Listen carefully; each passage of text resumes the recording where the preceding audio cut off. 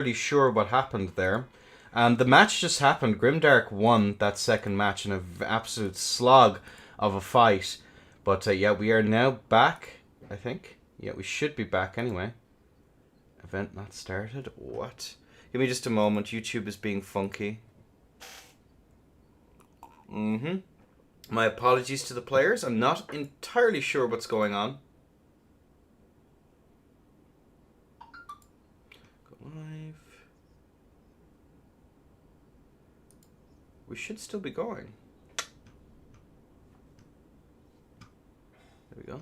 Should be going. Alright, we're still live. Alright. We should be good to go. Close. We are back. Are we back? We are back, right? 2-2, well played. Yeah, it was a slog of a match. I was trying to get stream back up before it died, but unfortunately not. You hate to see it. And it does seem as though we have everyone back in and ready to go. My apologies to everyone. We're so back. Alright, let's crack on with this last stock. And what's up? All is good. Just had something just broke. I have no idea. I'm very confused. As we are now going to see that reset here on Grimdark versus Blue. Match point. It's no reset, sorry. It was just a hard one fight here on the side of Grimdark. And look at that, the damage that's coming out here as we see the swap back over onto the Sham Shear by the side of Blue Noctara. Not content as this reverse sweep is in full swing here on the side of Grimdark. But look at that. We do see the rollouts come out there. Good jump attack rings true. And that's going to be the lightning blade coming through there, but lightning strike, whatever the hell, I forgot. As we are going to see that runaway there, another standing R1 there just to try and get that catch. We are going to see now Grimdark try and set up for those R2s, and that's going to be the creme de la creme of this matchup. And look at the trade that comes through there. You have to be so careful as you basically go for the old shoot and scoot playstyle, because those R2s are going to hit like an absolute truck. Looking at this here, we are going to see Grimdark going for these crouches as we do see that set up there. The grease into run, and the standing R1s come out, a little bit of Shamshir action. Blue Noctara is getting very, very low here as we are now going to see that run attack into the follow-up is not going to land, but look at that there.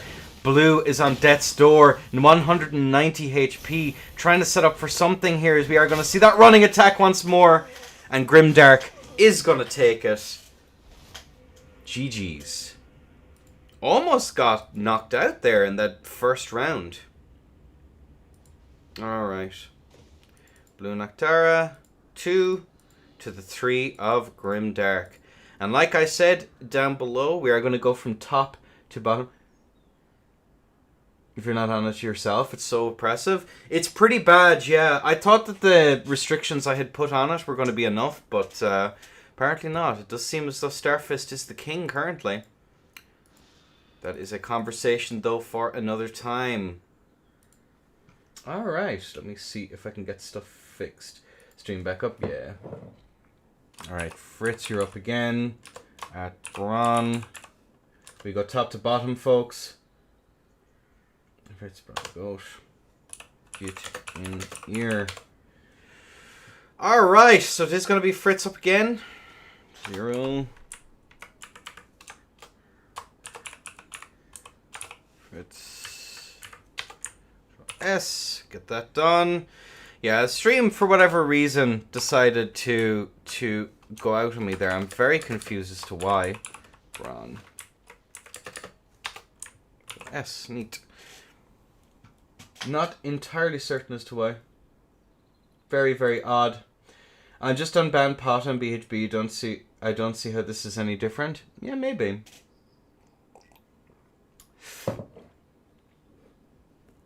Now, fists are pretty brutal. Bron is currently on his way. So, we'll have a look at that then in a second. Yeah, fists are really, really strong. With Shamshir, the alternative would be... So, this is something that I did consider at one point or another. The phantom range on it didn't make it better. Interesting. What was your ping out of curiosity, chaps? Turkey to Germany.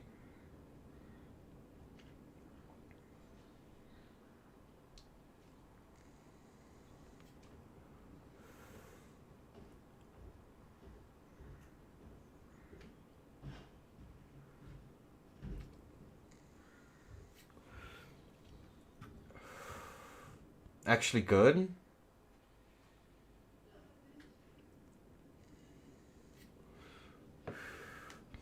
Because I know Germany does have some pretty wild routing issues. Probably around 80 IMO. Yeah, probably around there. Well, that's unfortunate. If obviously people should be recording if there's issues, but either way, 105 milliseconds. Jesus, that's weird. All right, so it is going to be Fritz to Magic Cool versus Bron to Goat. Let's just take a quick look at the builds then, folks. All right, it is going to be 36 end, 50 int on the side of Fritz, who is rocking. Oh my lord, what is this monstrosity? Holy moly. Versus Bron to Goat in the 69 strength. 11 arcane, 33 end. Interesting. And obviously, I'd be shocked if Bron wasn't on Starfists. All right, folks, Fritz versus Bron. Is that in aim? It's Turkey. All right. Both players are in. And a 3, and a 2, and a 1. Allez. Alright, and that's going to be a Bestial Roar getting a hit right off the bat as the whip is out. As we're going to see that run off there. And the one-handed whip is unfortunately going to be not quite as useful. I think there may be some niche uses for it as the jump R1 comes through, and that's going to be Bron going to absolute town here, managing to land the Divine Beast Stomp here as Bron, the Goat, and the Dandelion face. And looking at this, the perfume. I'm not sure I've ever seen that perfume used in my life, as we are going to see now these rollouts come out here on the side of Fritz, who's taken a little bit of damage into the standing R1, and Bron, the Goat, the Terror of Mag, claims another. GG's. 1. There we go. S. Yeah, it's going to be pretty rough, right? Because you don't have a guaranteed poise break. Good on you for decking the Rune Arc. I can actually change that. Bron needs a space there. Yes. Yes. Alright, cool. Fixed. Control S. Neat. And that's going to be both players getting into position. Oh, no, not Fritz 1. Bron 1. Jesus. Give me a moment. See my goats fall off. Hate to see it. Don't worry, I decked the mistake. Don't worry, we're all good. Alright, both players are in. And a 3, and a 2, and a 1. Allez. And back onto the anchor again is the side of Fritz. Just a curiosity, as we are going to see the harpoons. The harpoons! The running attack rings true there. It's not quite going to be able to land as another standing attack. Looking at this, the trades are very much in the favor of Bron the Goat.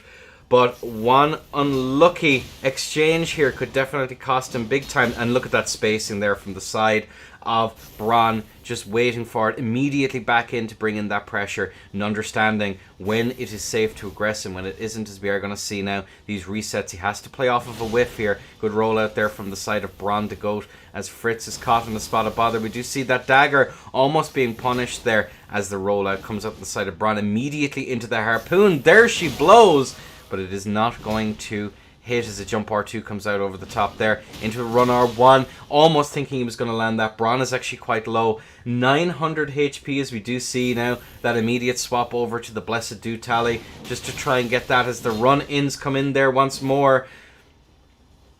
And looking at this here, we are going to see now 400 HP to 611 plus tier. Bron keeping in mind that he has to be careful as a good rollout comes out there, leveraging that very low recovery, sets up for that. The Divine Beast Stomp comes through there, and it is going to hit. That is going to be Bron, the Terror of Mag, the Goat, taking yet another stock. Of course, keep in mind Fritz here is a relative newcomer, still in the Bennings mode tourneys. But he wasn't able to make it this week, so he elected to join the Tryhard Throwdown instead.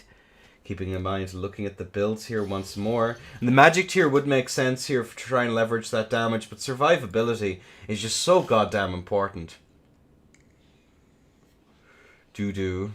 I drop out, I go doo-doo streams again. Nice. Best of luck, Gotsu. 50 int. 36 end. Get them swings out. And looking at this here, the 69 strength, the blessed number. No, I agree. Getting Bron afterwards is certainly brutal. You can absolutely sing it, but we do have both players.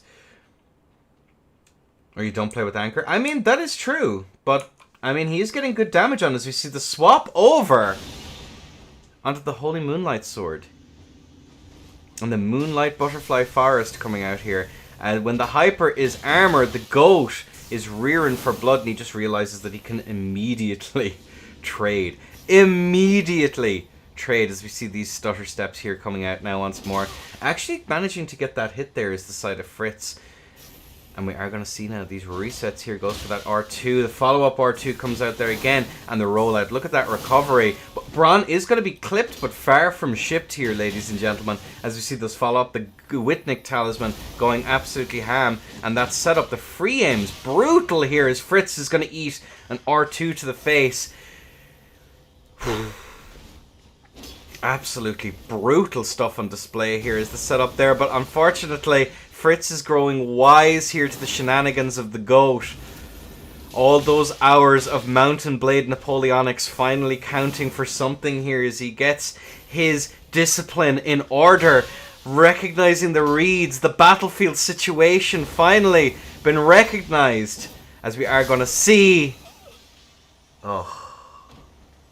Unfork Bestie. You hate to see it. And technically this is wave 2. So I'm actually going to change that over. Wave 2. Nicely done. Nicely done. 3-0. L2 for the win. L2 den Ring. This is called it for a reason. Alright. Bron the Goat takes it in a sweep. GG's. Keep in mind, Fritz, you will have an opportunity to play again soon. Alright then, it's going to be Sasamoto versus Gavil. My apologies to Gavil early on. Will there be more of these tourneys? Once a month for EU and NA respectively. Kind of champion using... Well, the Moonlight Butterfly Forest is definitely very important. So it's going to be Saso to the Moto versus Gavil. Nito to Rito.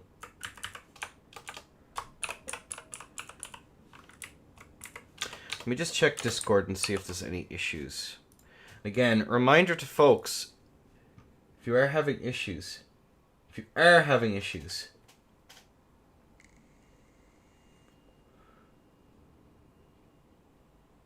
just as a heads up, please do at me in the Discord or DM if you want to be discreet about it, because I don't want shit to be litigated in chat.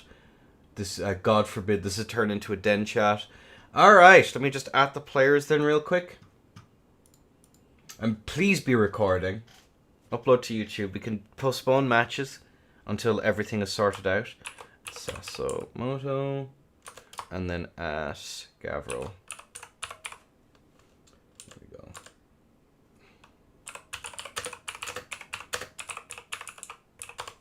Okay, cool. Let me just take a look. Alright. Neat.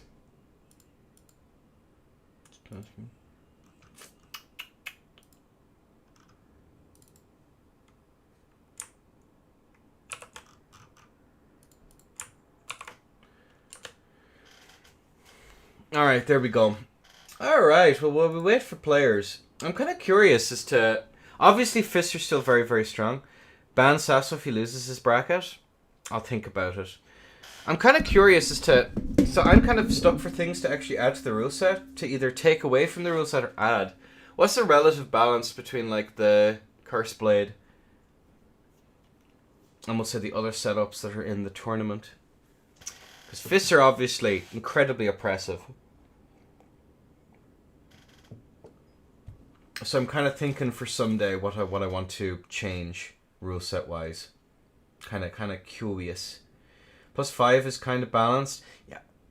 If it's a problem, it's a problem. It still wins every interaction though, doesn't it? Yeah, there you go. And like, I really don't want to... I remember back in the day they tried that with... we're not... Yeah. They tried doing that with PK back in the day, Bron, and it was absolutely abysmal. Absolutely hilarious stuff. Like, interactions are either won or lost.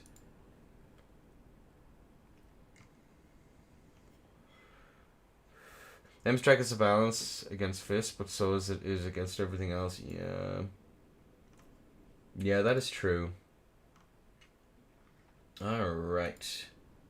Are we having issues getting in World? I can't kick people from World, so... Who's up? It's gonna be Gavil. Who's who?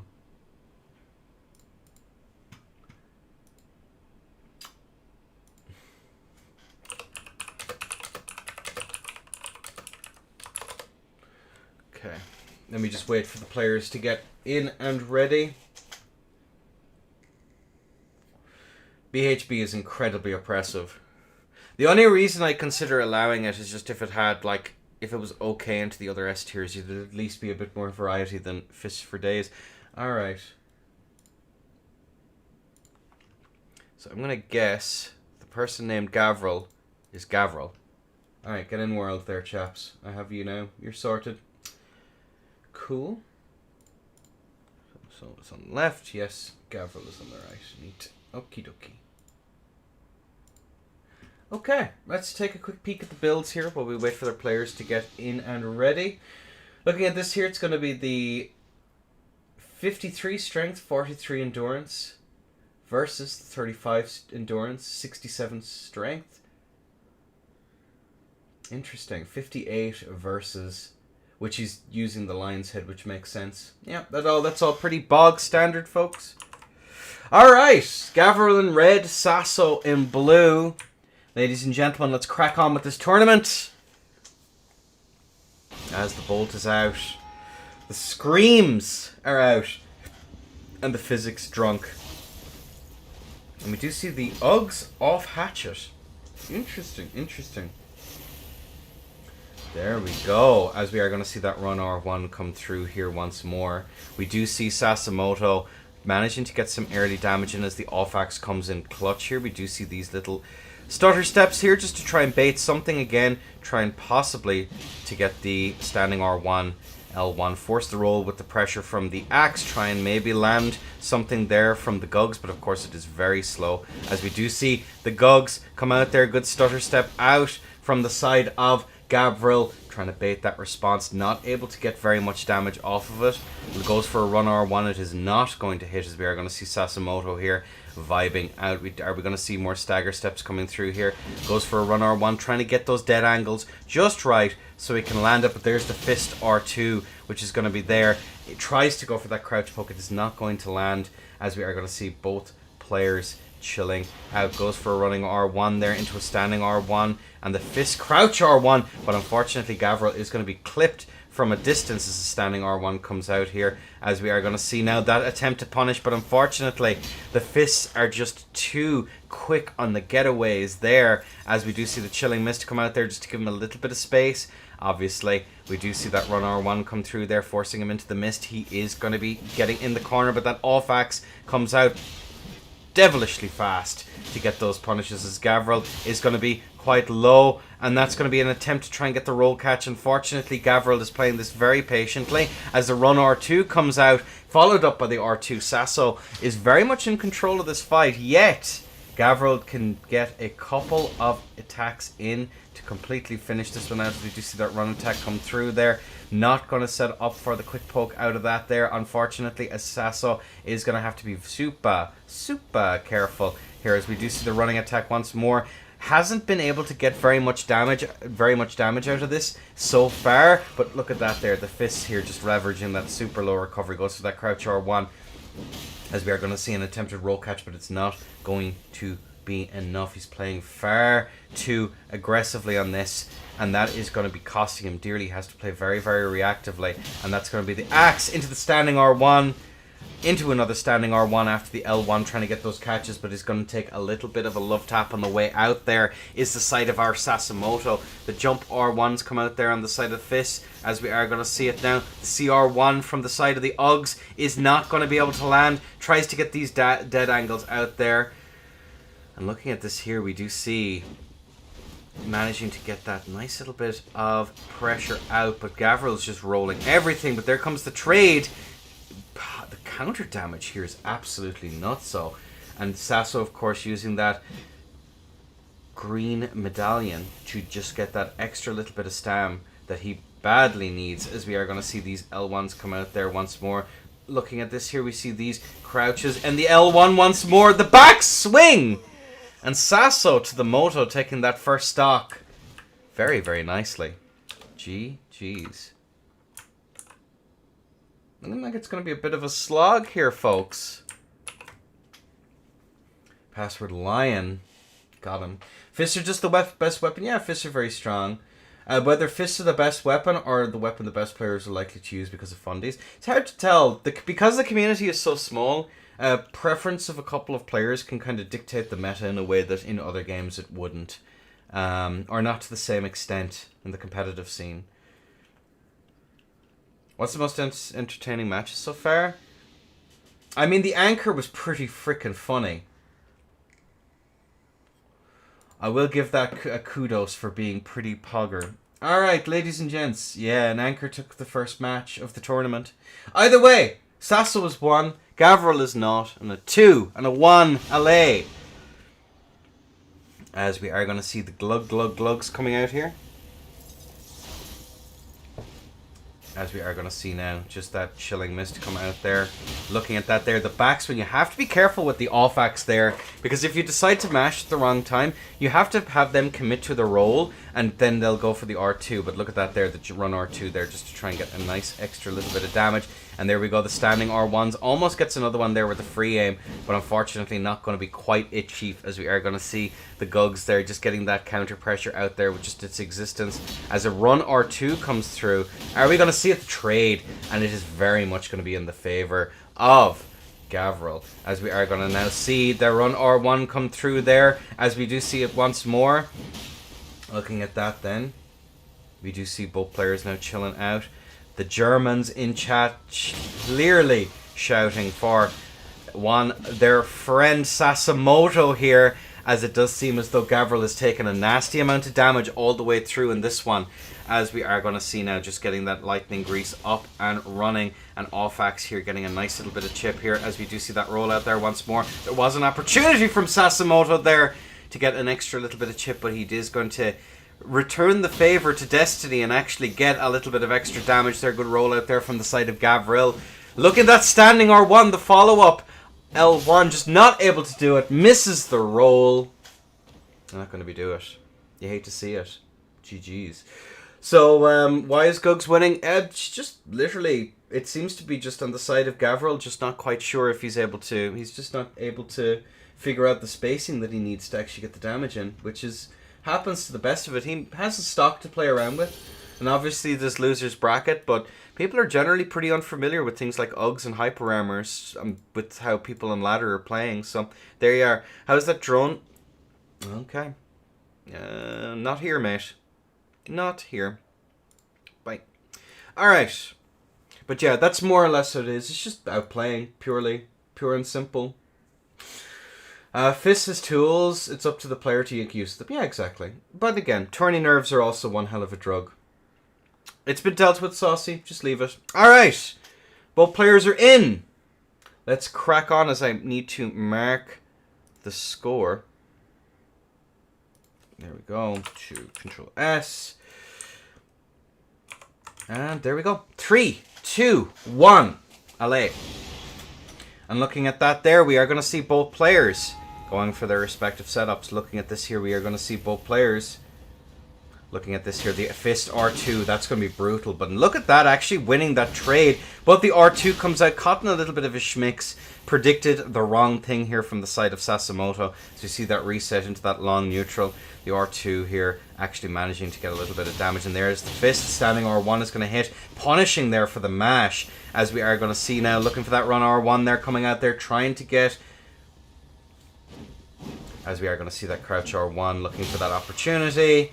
Going for that now once more. We do see that jump over the top there once more. Going for that, we are going to see a little bit of damage.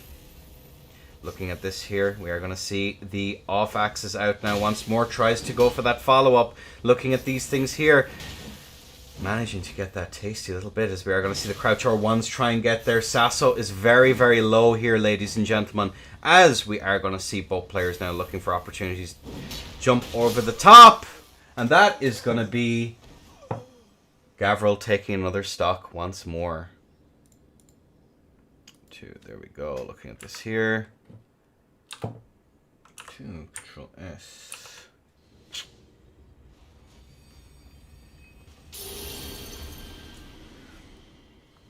All right. That's Gavil 1, Sasso 2. There we go. Sorry, I've messed up, folks. Excuse me. Thanks, SK. Looking at this here. We have both of our players in. Sasso 2 on match point. Gavil clawing back from behind. Ladies and gentlemen. On a 3. On a 2. On a 1.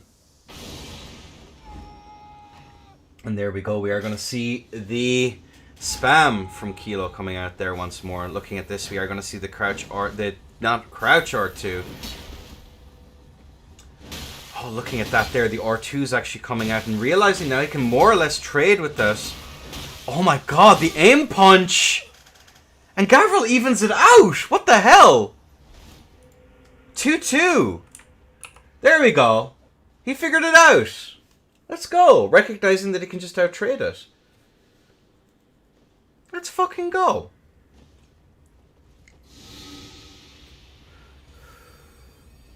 Definitely, that is the answer to it there. As we are now on match point, what are we going to see Sasamoto swap to? Or is he going to stay on it?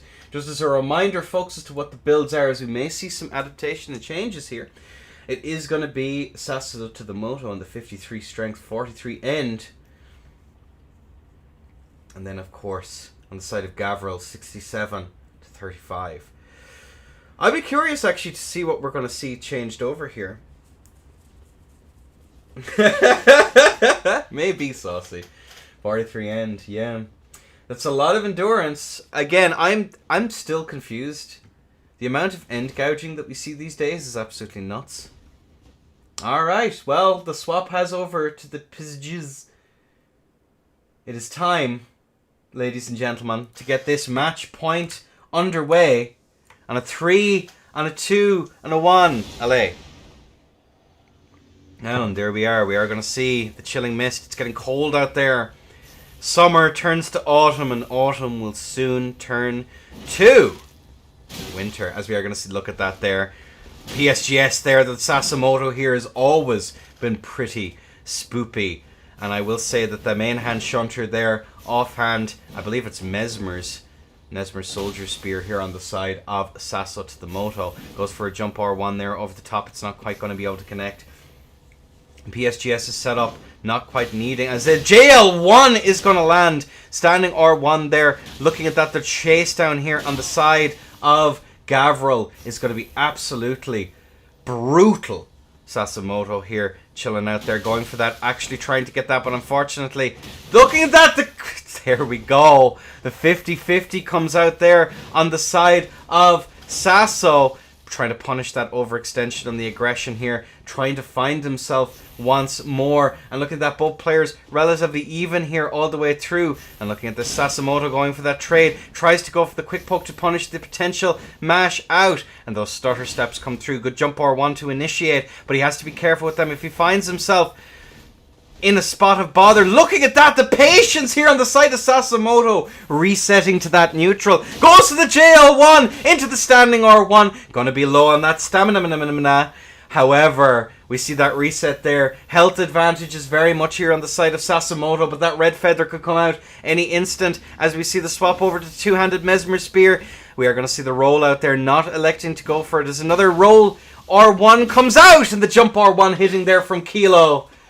PSGS has won the stock. The swap worked, ladies and gentlemen. There was method in the madness. G to the G. God, I missed PSGS so much, lads. Holy moly. Missed it a ton. So it's going to be 3-2 in the favour of Sasso to the Moto. Very, very good play. The changes actually are was absolutely spot on. Alright, well, either way, I don't know if you guys have any thoughts from that last match. It is going to be Dimka. After all these years, still soulsing about. Voices. Grim darkness of the far future. Just gotta call him Grim. There we go. Can you mob me, please? Nah. Eating cereal with 2 with sog chat. Jesus Christ. What's up, Whitneck? Blue Meteorologist say fog. Ugh, fog champ. Yo, there we go. Interesting. Actually, a really nice tournament there. I was walking through the forest and I fell into a bug. Oh, okay.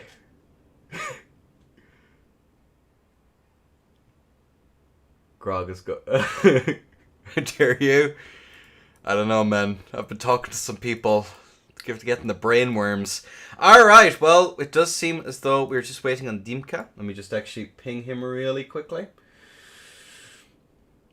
Alright, but yeah, the PSGS, the good Gugs play there from the side of Sasamoto, but absolutely impeccable adaptation on the side of Gavil in that match point. And then just the PSGS. Some good reads there going for the JL1s. The two-handed R1 finishing it was actually very, very cool. It's Dimka. You up, bestie. Alright. Nice to see PSGS, though. Alright, I'm done. GG's, though. GG's. So we do have Gavil in, and Dimka is in the hoose. Excellent. It's going to be Dimka in blue versus the Beastmaster, the Grim Dark, because it's going to go into the wrong part. Alright. I wonder what Grimdark's favourite Astartes chapter is. That's really what I'm wondering here. But either way, we have the 57 decks here from Dimka on the cook that I had a lot of fun with the other day. Very, very fun. The dagger off rack. One more turn on the rack, folks. 38 end versus Grim, who's rocking that S-stock. Looking to take some stocks. That's the last one, I promise. 50 on the 50 strength. Very good stuff. Alright, folks. Do have both of our players in. Please keep the chat to English, folks, just to make everything easy so we don't have to Google Translate. Mods, keep that in mind. If people do it again, break their spirits. That's what we'll break. Alright, ladies and gents. On a 3, and a 2, and a 1. So in my experience rocking TS into this, it wins an awful lot of the interactions. So on our roll-ins and stuff like that can be really strong if you keep that long, mid to long distance against it. The airs obviously on TS aren't great, but the off-rack kind of is okay into airs. Both of them are very, very patient setups. And here Grimdark is playing it very, very nicely as we're going to see those run-outs there. Goes for a run attack there, forced back now once more as we do see those standing R1s. Unfortunately, the off-rack there is not going to be able to connect. And look at that, the trade there. Unfortunately, we need a bit more patient play here on the side of Grimdark, as we are going to see those scoot backs into neutral here. He has to be careful with his presses. He can whiff punish it if he can bait Dimka into making a wrong press. And obviously here the recovery is going to be pretty brutal here once more as well, as we see those R2s come out there. And look at that, the trade in. Looking at that there, the off dagger there, getting that bleed build up slowly but surely, waiting to pop that balloon. Had that rolling R1 there, but unfortunately the positioning was pretty brutal there for Grimdark, as we do see the run R2 come out there once more. And look at this, we do see the standing R1s here. Looking at that, the R1, L1, the L1 comes out again into that R2. The R2s are really, really nice there, as we do see the Bestial Roar come out to try and finish this one here. Rollouts there on the side of Dimka, as we are going to see these stagger steps come out here on the side of Grimdark. But you're up against an absolute Souls veteran here, and that veterancy is showing through in spades. As that press R1 comes through, the rollouts there on the side of Dimka. And look at that, the turn away, but too late, missing the roll. Dimka taking a break from terrorizing what's left of Pontiff to take out Grimdark. Yeah, looking at that there, GG's. Memes over, pack it up, guys. I don't know. I think that's better than most of the stuff we were seeing earlier on, Saucy. Crying right now. Waste time reading your name and dies from neutral jail. What? Oh, good God. Alright. Alright. We have all of our players in. Ready to go. Dimka, could you just use the funny, please? Use the grease. Use the grease. Unless it's bugged on my end. It might be bugged. I'm not sure. Regressive grease. Maybe, I don't think the other guy can see it. Alright, we'll roll. Alright, go! So we are going to see the physics here from the side of both of our players. Dimka setting up for that dagger. The bleed is out here. Off rack, ready to go. But the Uggs, the answer to hyper armor. A long time ago I figured it out, guys. Is actually heavier hyper armor. And that's actually going to play puck here, the off dag, both of them on the daggers. But the R2 on the dag here is actually going to be a little bit better. Gugs being reactable does not make it easy, but he can trade on reaction, and we do see the Frost proc come out there. Looking at this here, we're going to see the CR1 come through there. It's not going to land, but look at those R2s come out here. Actually, a change of heart here from Dimka. Usually he goes for those standing R1s, but in this matchup he's electing to instead go for the R2s, which is of course very, very smart, just to get those interrupts there, especially when we see the plays for the off-dagger. The off-dagger trades are going to be pretty brutal. Goes for an R1 there. Electing, weird choice to go for the R1 there and not the R2 to alleviate just that little bit of pressure. And we're seeing now it's mostly the dagger doing all of the work here, but that bleed bar is going to be very high as we see Grimdark not electing to go for that robustness tally. Good rollout and patience there from the side of Dimka, as we are going to see that runaway there from neutral, and that's going to be the setting up there for the off rack, building up that bleed slowly but surely. Obviously off rack is going to be able to doing some substantial damage, but it is going to be punished as we see the daggers in men's smiles as Dimka in an uncharacteristically panic rolls there and actually gets caught in a nice little bit of damage. Caught off guard, which is going to cost him very dearly as he is now quite low, looking for a massive bleed proc here to even this one out. As we're not seeing Grimdark get that. We are going to see the Bolus though. Are we? Did we see? No, we see it now though, as we see a Bestial Roar there to try and get that extra bit. The off-rack there just trying to whiff punish. Not going to be followed up with anything though, as the CR1 keeping Dimka honest. Double roll away there just in case. Roll just a little bit too early, as we are going to see now the CR1s come through here. But look at that, the bleed build-up, building up slowly but surely. Could be nasty as we see Dimka roll out there. Not going to be caught by any of the funny Gug shenanigans. Good roll in there as the off-rack comes through. Dimka takes another stock, but that was hard won. You know, the funny part here is, lads, just as a thing to keep in mind, that one interaction with the panic roll cost Dimka so dearly in that last matchup. Let's actually, while we're waiting for players to make some adjustments here, let's just take a quick look at the builds once more. 38 end from the side of Dimka, and that 57 dex maxing out, and that's 7 arcane. And on the side of Grim, we see that 50 strength. 50 strength. 43 end. Oh, good. Yeah, thank you, Griff. I'd really appreciate it, bestie. Alright! Ladies and gentlemen, it could be match point here in the favour of Dimka, but Grim is not out of it yet. On a 3, on a 2, and a 1, allez. As the shouts are out. Looking at this here, we are going to see now just Dimka taking that positional advantage here, but he has to cede an awful lot of ground there to Grim, which is just an important thing to keep in mind, as those daggers are going to be out there building up that bleed slowly but surely. Dimka's giving him an awful lot of space here. As that R2 comes out trying to get the interrupt, the off rack into the L1, R1, the bleed proc. Look at that damage. As we are going to see it. Going for that. The R1, the L1 comes out, tries to go for that trade, but greed has cost many a man a tourney here as the dagger charged R2 comes out. L1, R1 out once more, but the turnaways, the R2 is actually here on the side of Dimka. Looking at this here, we are going to see those runaways. Looking at that, trying to bait out something. But Grim is going to get just a little bit too close for comfort. But the off dagger comes in. And a little love tap to send him into a loading screen. GG's to both. Well played, well done.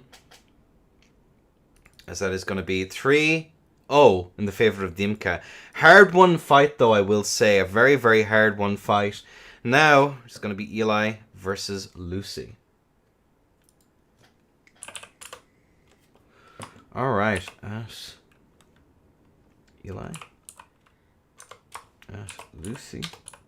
I'm excited to see what horrific war crimes Lucy has for us today.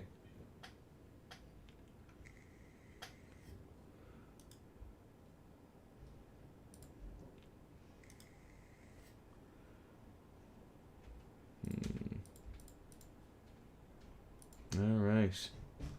Let's wait for our players to get into position. GG's to both. GG's to both. Yeah, that was a pretty exciting match, all things considered. Alright. We're in the Lucy Cyclone. The mage enjoyers are out. Engaging in propaganda. Lucy. The lady in blue. In a moment, anyway. Alright.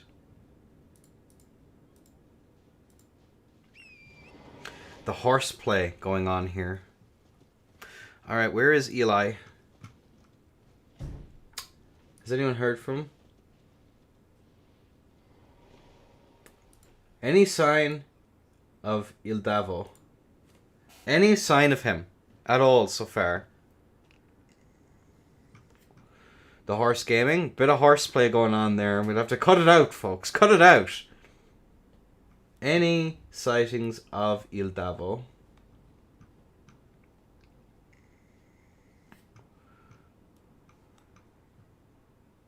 Nope. De nada?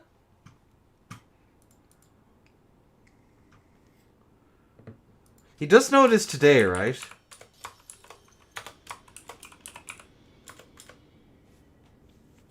Bruh.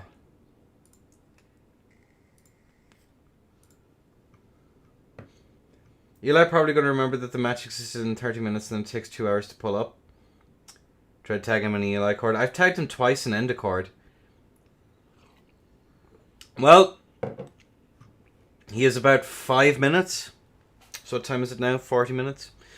Let's have a heart-to-heart, folks. The Gugs is actually an interesting pick into the off rack, I think. I think there's probably better hyper armor. Oh, someone's in the house. Is that Ildavo? Eli is in. Nice. Alright, we got him. We got him! Gugs wins all matchups. Real and true. But it just puts people into pressure. Which is pretty rough. Alright. Lucy, get into your positions. At the ready. I'm concerned as to what war crime Lucy's rocking. Oh dear. Oh dear, oh dear. I hope Eli is ready. Alright, 29 endurance, the 28 faith, 35 arcane. Oh good god. Oh dear. Oh god. And looking at this here, it is going to be the 65 strength on the side of Eli. Never mind, not Grim. Eli. Ellie. You did you forget to change the names? Yeah. So glad it's on the other side of the bracket, praying someone wins. Alright, both players are in. Let's crack on. I'm terrified to see what we're about to see here, folks. On a 3, on a 2, and a 1. Let's get the bolt in. And the bolt is out. And the glug's coming out here. Oh no. Uh-oh. Oh my god! Oh my god, the bees! Not the bees! As the flame serpent is out.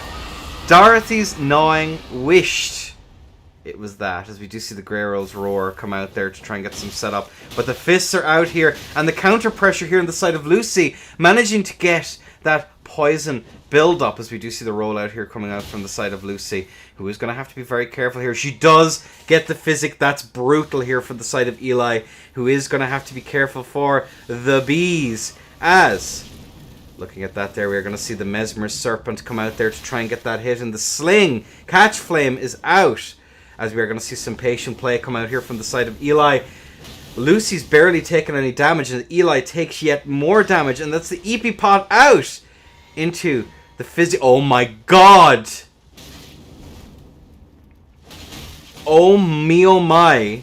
Eli is in a spot of bother here as the sling comes through into the Fire Serpent, and the bees are loosed now once more into the pest threads again and slinged into the next dimension.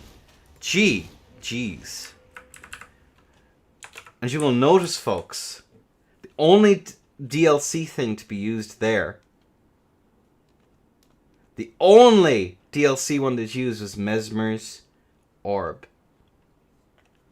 Not Mesmer's Orb, sorry. Mesmer's Serpent, the Flame Serpent. And looking at this here, it does seem that the Lobero Bobero's build of old continues to do the winnings. Alright, we are going to see some changes coming out here from the side of Eli. Curious now as to what the play is now for Eli.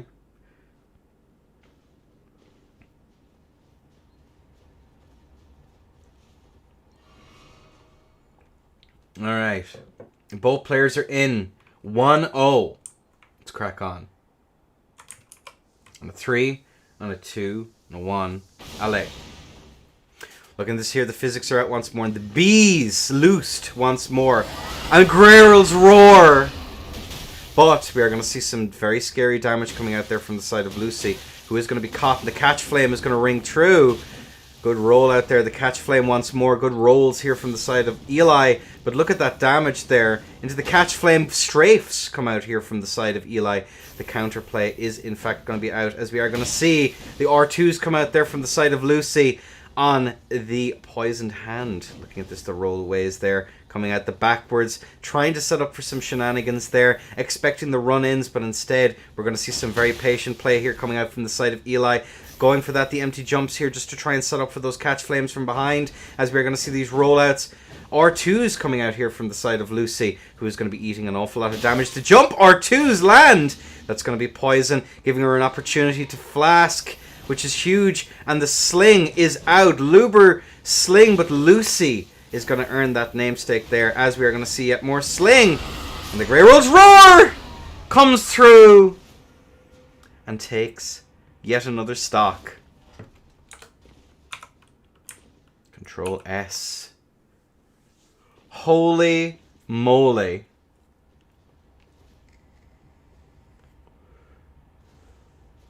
Get the rot boost there, it's slinging brutal. Oh yeah, that's nasty. That is very, very nasty. Bro, non peut possible.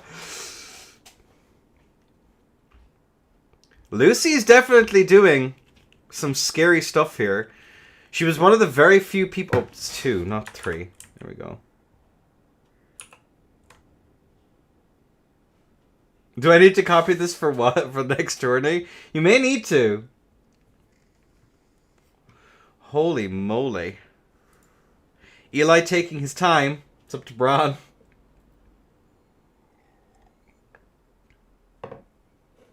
All you need is a light of Mikola.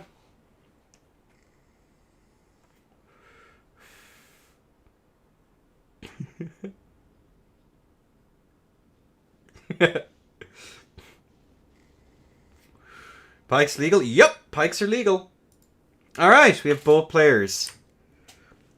I think stick to DMs on that one there, Chile. Alright, both players are in. 2-0 in the favour of Lucy. Neat, as the bolt is out. Players are out. We do see the bees once more, and the twin blade is out. But that bleed build-up is going to be spooky, as he is caught in the Catch Flame in the corner But looking at that, the catch flames here left and right. We do see the Mesmer's orb. Looking at that there, the Grey Rolls roar, but he is going to be fat rolling here, which is going to be absolutely brutal, as we are going to see now these rollouts coming out here on the side of our dear friend Eli, who is going to give Lucy an opportunity to flash, but those R2s come through. Run R1s coming out there. Eli is actually quite low, and that's going to be the poison in the sling. Mesmer's orb, not Mesmer's, the Flame Serpent comes out there, and the bees once more trying to force some shenanigans into a sling. Once more the sling. Lucy sling as a run R2, a run R1 comes out. Lucy caught in the corner into the catch flame with 139 HP left. Eli takes a stock. Oh me, oh my. 1 to 2. Treadmill runner in the corner, yeah.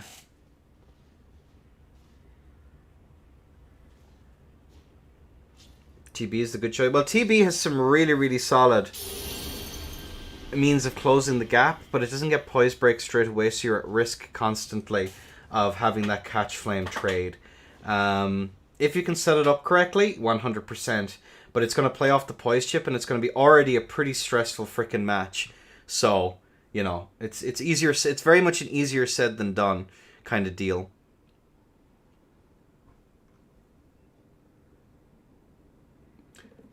Also, mods, if you guys want to put out, we'll be going top to bottom in the bracket. So if you guys want to do the, whatchamacallit, if you want to do, like, predictions or whatever, feel free. I leave it up to you guys. Alright, folks, we have both of our players in and ready to go. Eli 1 in red, Lucy 2 in blue. And on a 3, and a 2 and a 1, LA. As the physics are going to be drunk here. The pest threads making an absolute pest of themselves. And the EP pots coming out here as well, just to really catch Lucy, who's trying to set up for some shenanigans. And that is going to be the Arcane here coming in clutch, getting that extra bit, as that is going to be a little bit of poise chip. Looking at that there. Oh, Eli has taken damage into the Grey Rolls roar. Into immediate pressure there, into immediate poise chip as well, which is going to be really, really nasty. As we see the swap over onto the fist here from Lucy. Just trying to get that extra little bit of damage, as we do see the R2 come out. Eli forced back those, the jump R1 over the top there. Twin blades are actually really, really solid into this. The catch flame just out a little bit too early, and the sleepy pot is out into the R2, into another R2. Into another R2! Lucy is taking quite a lot of damage, but the sling here is going to be called out. Once more, the sling comes through. Eli is on death's door, and now the bees, but the poison got him! Into the bow. Not the bees. As we are going to move on. Now, ladies and gentlemen, into the loser's bracket. Immediately onto... For this round, we'll actually... No, we'll stay what we said. Eli, because I don't have to change the thing, versus Memor. 0. There we go. Meme. Alright, Eli versus Meme.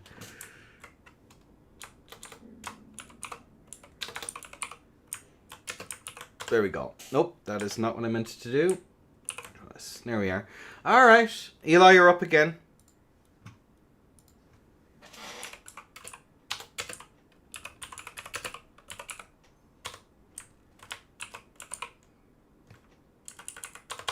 Cool.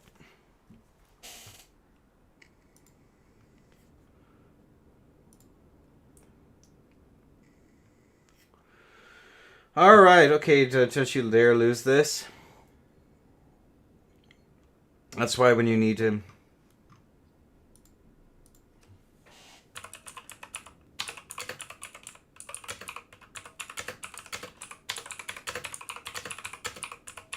I'm just going to use the restroom real quick, folks. Flying through this water. Alright, let me give 2 minutes.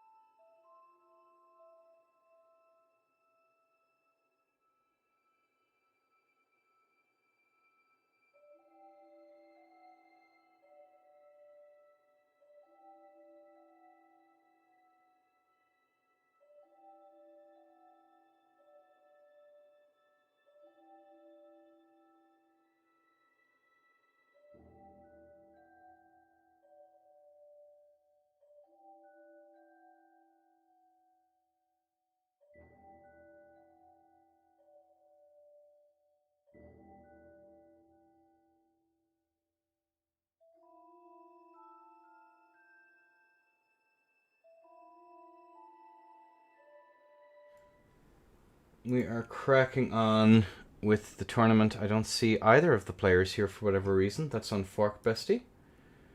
Alright, let me just change this so it's wave. It's losers 1. Best of 3. Alright, there we are. Alright, first 2. We're just waiting on both players.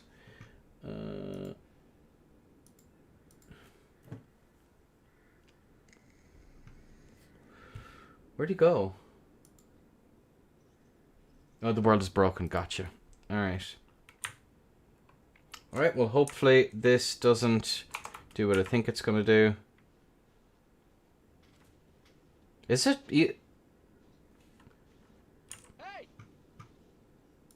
Is it?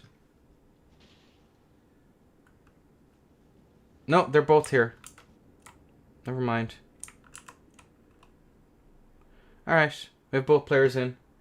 Go, go, go. Never mind. Yeah, I was going to say there's something up here because I'd seen both players in. Alright. Memor versus... It is going to be Memor versus Eli. Let's just take a quick peek at the builds. It doesn't seem that Eli is going to be changing anything. Looking at this here, it's going to be 43 end from the side of Memor, who is on the right side, versus Eli, who's on the 65 strength. Fists versus the bear claws by the looks of things. Interdasting. Alright, folks, let's get this show on the road. Round 1 of our first 2. And on a 3, on a 2 and a 1, allez. And the bolt is out, the physics are drunk. And some greases, some consumables used up here. I'm not quite sure which consumable it is, as we are going to see these run attacks ring through there. Looking at that there, we are going to see that R2, the weapon art there come out just to try and get that build up. But look at the fists immediately in there. Eli is going to have to be super careful, as we are going to see now Eli finally take some damage there off the bat. 175 versus 1700. This could even out in an instant. Sacred Bloody Flesh, it does seem that way, as we are going to see the run attack come through there. Looking at that there is going to be those... Oh, look at that. The trade rings through there. Eli is quite low. Tries to set up for that R2, but unfortunately Memor is already there into the hyper armor trade. Oh my god. Memor takes the first stock. One. There we go. There we go. Beasting, indeed. Hello, Wraith. How goes it, Duder? So, Amphitheer and Loggy, thank you for the follows. I do appreciate it. Me when the armor is hyper. The funny thing about those the bear claws and the beast claws is an awful lot of those attacks feel like... I believe they do have iframes. I'm just not sure what the exact frames on them are. It's very, very strange. I'd have to look at the exact frame data to figure it out. But an awful lot of those running attacks are absolutely lethal. Absolutely lethal. But either way, we do have both of our players in 1-0 in the favor of Memor. Eli, ready to take on what needs to be taken on, as we are going to see the immediate setup here as the glintstone scraps are out once more. And look at that, the bear claws come out there, setting up for that hyper armor trade. There is the side of Memor, as we are going to see those immediate tally swaps here. But looking at that, the amount of ground that it can... Oof. And the amount of ground that it can actually throw out there. As we are going to see yet more glintstone scraps ring out here. Oh, High Toto would be in shambles right now. As we are going to see now, just look at that amount of forward momentum into the hyper armor there on that Ash of War. We are going to see the chase down potential here. Good strafe there from the side of Sasamoto, although I don't think he meant to do it. But you claim credit for those. As we are now going to see just yet more of the glintstone scraps ring out there. Trying to get those as the hyper armor is out now once more, trying to get these setups. Looking at this, Eli's just not quite sure what to do there, but he is going to set up for that. As we are going to see, looking at these hits here, Eli struggling here to try and find the spacing that he needs against these things, as we are going to see the R2, but the Ash of War does answer. Good roll out there from the side of Eli, who is going to be chilling here at a long distance once more. Looking at Memor here, goes for those glintstone scraps now once more. Both, now I was going to say both players still have their tier, but that is not true. It is going to be Memor who still has his tier. Eli trying to desperately force this one back, but he might not be able to. He's being chipped down to next to nothing as an R2 is going to whiff from Kilo. Divine Beast Stomp there is going to be tanked by Eli. That's going to be absolutely brutal. As we do see the run attacks come through there. Eli's struggling. He's absolutely struggling here to try and find that the strafe comes through, but he wasn't in a position to actually do much with that. As we do see those R2s come through, evening this one out slowly but surely as we see the run attack. But the hyper armor set up there ready to force that trade. Eli is going to roll out there. Are we going to see an attempt to go for a jump attack to punish that hyper armor? It's hard to tell. One nasty jump R2 could put this very much near to Jover, as we are going to see now that run attack come through. Both players swapping over to the Starfist, something Eli is going to be much more comfortable dealing with as he's dealt with them before, but he is going to face tank all of that into the trade. And Memoric takes the stock, moving on into the next round. Very nicely done. Alrighty then. Cool, that is the round done. Memoric will go on to fight Grimdark in the next round. Now it is going to be Gavil versus Blue. And now to make sure that I don't confuse myself, I am not going to have Blue be red, because that has thrown me for a loop more times than I care to admit. Versus Gavil.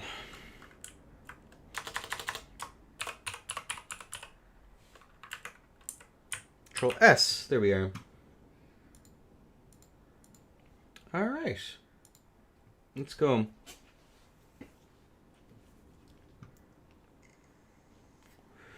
Blue will be in blue, and we're just waiting on Gavil. Let me just ping him real quick.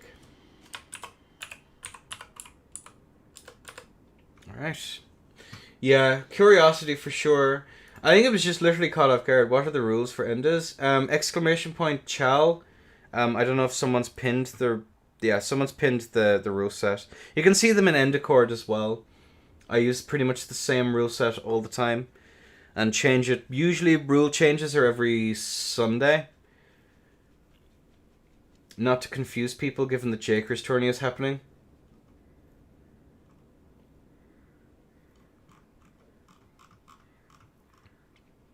Yeah, you can check out the rule set. There's some pretty hard divergence from ladder. Primarily not having any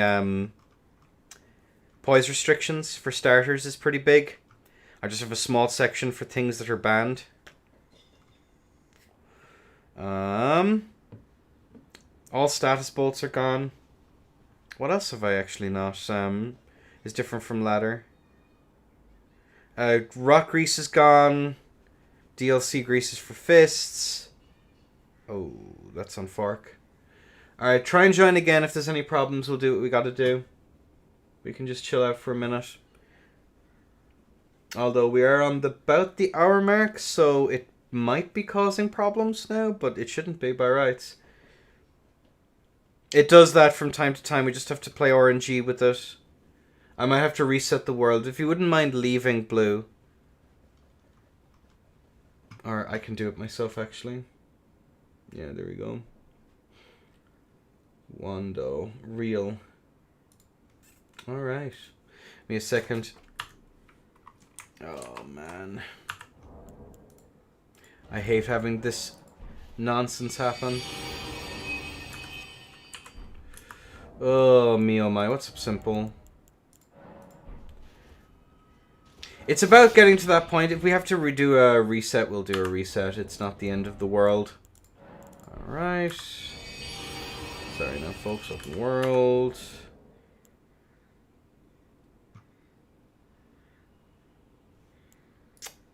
Goodbye, Simple. Oh. Alright, what am I doing? Did I turn on PvP mode or no? Yeah, there we go. We should be good. Alright.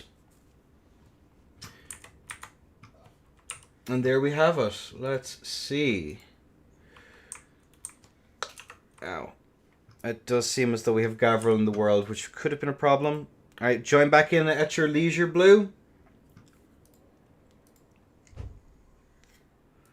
At your leisure, Blue. This is Elden Ring. It most certainly is Elden Ring. One of the Elden Rings of all time.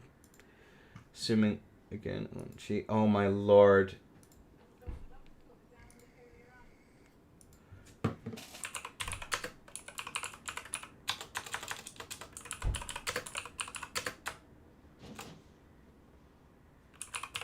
Alright, cool. Oh, we're good. We're good. Let's go. These are all these fights, not one kick. We've only had, yeah, true, Blaze. Now that I think about it, let's just take a quick peek at the builds here. Players have been waiting, so hopefully everything is going to be right. No, it is not. PvP admin, add Gavil. There, that should be working now. Yep, it is going to be the 67 strength to the side of Gavil versus the 57 dex on the side of Blue. Germans will be going absolutely wild here, ladies and gentlemen, as I have apparently messed up. Why is that? There we go. Now it's fixed. All right. Ladies and gents, let's go. On a 3, on a 2, on a 1. Allez. There we have it. All right. Looking at this here, we're going to see the little bits of shenanigans coming out there on the side of Blue Noctra. Halberd versus Starfist. It isn't easy to go up against it. Starfist can do an awful lot of rushdown shenanigans, but they have to be careful because the Halberd has some opportunities to close gaps. And up close, you do have to be constantly worried about that off axe, which is very, very nasty. As I just recognize something cool. There we go. There we go. There we are, and we are going to see now Gavil taking an awful lot of damage in these exchanges here. And look at that, the run R1 comes through, as we are going to see just that rush down here from the side of Gavil. Blue is going to have to be very, very careful. You see the standing R1, and look at that, the attempted backstab grab there, but it is going to whiff. Are we going to see a punish here from the side of Blue? Remains to be seen as a run R2 comes out of standing R1, but unfortunately it's not quite going to be able to connect, as we are going to see now just this insane rushdown coming out from Gavil. But he has to be careful, he could walk into some shenanigans. And we don't see any counter pressure coming out here from the side of Blue. And off axe could definitely be pretty brutal, as we are going to see this now goes for the run R2. But unfortunately, it is going to be strafed, and the punish comes through. Both sides without tier. Blue coming out the worst of it, as we are going to see that jump R2 coming out on the side of the Halberd from Kilo. Is it going to be enough? The R1 actually manages to get that hit. The standing R1 could have gone for the off axe, which would have been an awful lot more brutal, as we see the Blink Bolt Halberd come out once more. And look at that, the R2s. Blue Nocta is very, very low, as the Starfists are going to be continuing to dominate. And looking at this here, we are going to see Nocta putting himself in the corner. Not the place you want to be against Fists. Is slowly but surely that chip is all going to add up. And oh me, oh my, we see these runouts like coming out here from the side of Blue, who's just having to play this so carefully. One mistake and it's all Jover. We see the unlocks coming out there, looking for that run R2. Nocta not going to be poise chipped. Is going to be poise chipped, but not going to have that health. Oh me, oh my, this double standing R1, the mash. And it's not going to be enough, as we are going to see that run R1 come out from Kilo. 57 HP. I think Gavil was an R1 L1 away from being put away, but Blue Nocta is going to drop the stock, and Gavil takes the first round. Match point in the favor of Gavil. And looking out here, this is going to be absolutely brutal. Brutal. Absolutely brutal. The winner will of course go on to fight Fritz in the losers round 2. And obviously Grimdark versus Memor will happen first. We're just waiting here now. We'll have to see how this one is going to pan out, as we are going to see Blue going for their Rune Arc. It is on players to remember to Rune Arc, and you cannot Rune Arc mid-set. Alright, ladies and gents. You have both players. Let's go. Kaboom, kabam, kaplowy, as we are going to see now the bestial roars one after the other absolutely brutally punishing here both players. Looking at this here, we are going to see these runaways now in long neutral from the side of blue, who's going to have to change it up just a smidge if he's to get the edge here. Good move-ins there from the side of Gavil. Both players have felt out the lat now. They've had their opportunity. And looking at that, the blink bolt is going to be interrupted. And now in it comes there. The R2 is going to whiff. But look at that, the mash. And once more the mash. The R1, L1. Yet more of a mash into the backstab. Is it going to... It does proc the tier. That's huge. That's a complete momentum shift happening here as a run R1 comes through. Looking at this, the R2s are going to ring true. Looking at this now, blue is going to have to play this very, very cautiously. Looking for this, the run R2s come out there as we are just going to see the standing R1s. And that's going to be Gavil moving on into the next round. As I just recognized that I put the losers round 2 win too early. Unfork, bestie. You hate to see it.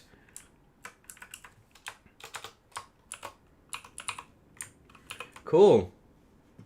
Let's get the next matches set up. It's going to be Memor versus Fritz. Yes. There we go. Fists continuing to do fist things, ladies and gentlemen. In an unfortunate turn of events, that is just how it be. Oh, look at that. Oh, never mind. That's the wrong thing. We just make sure both players are in.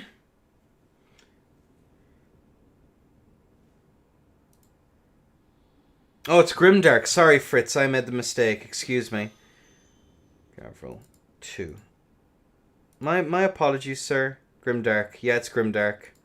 Oopsies.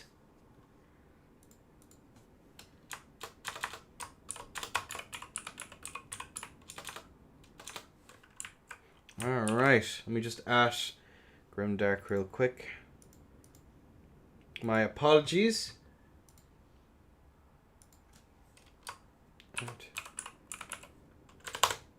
Alright, cracking on. After we finish the losers round 2, we will take a proper break. I need a fresh cup of tea and some more water.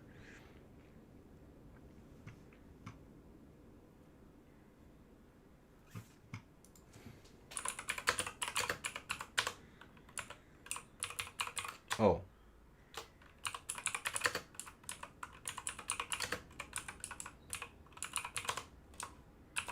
Ash.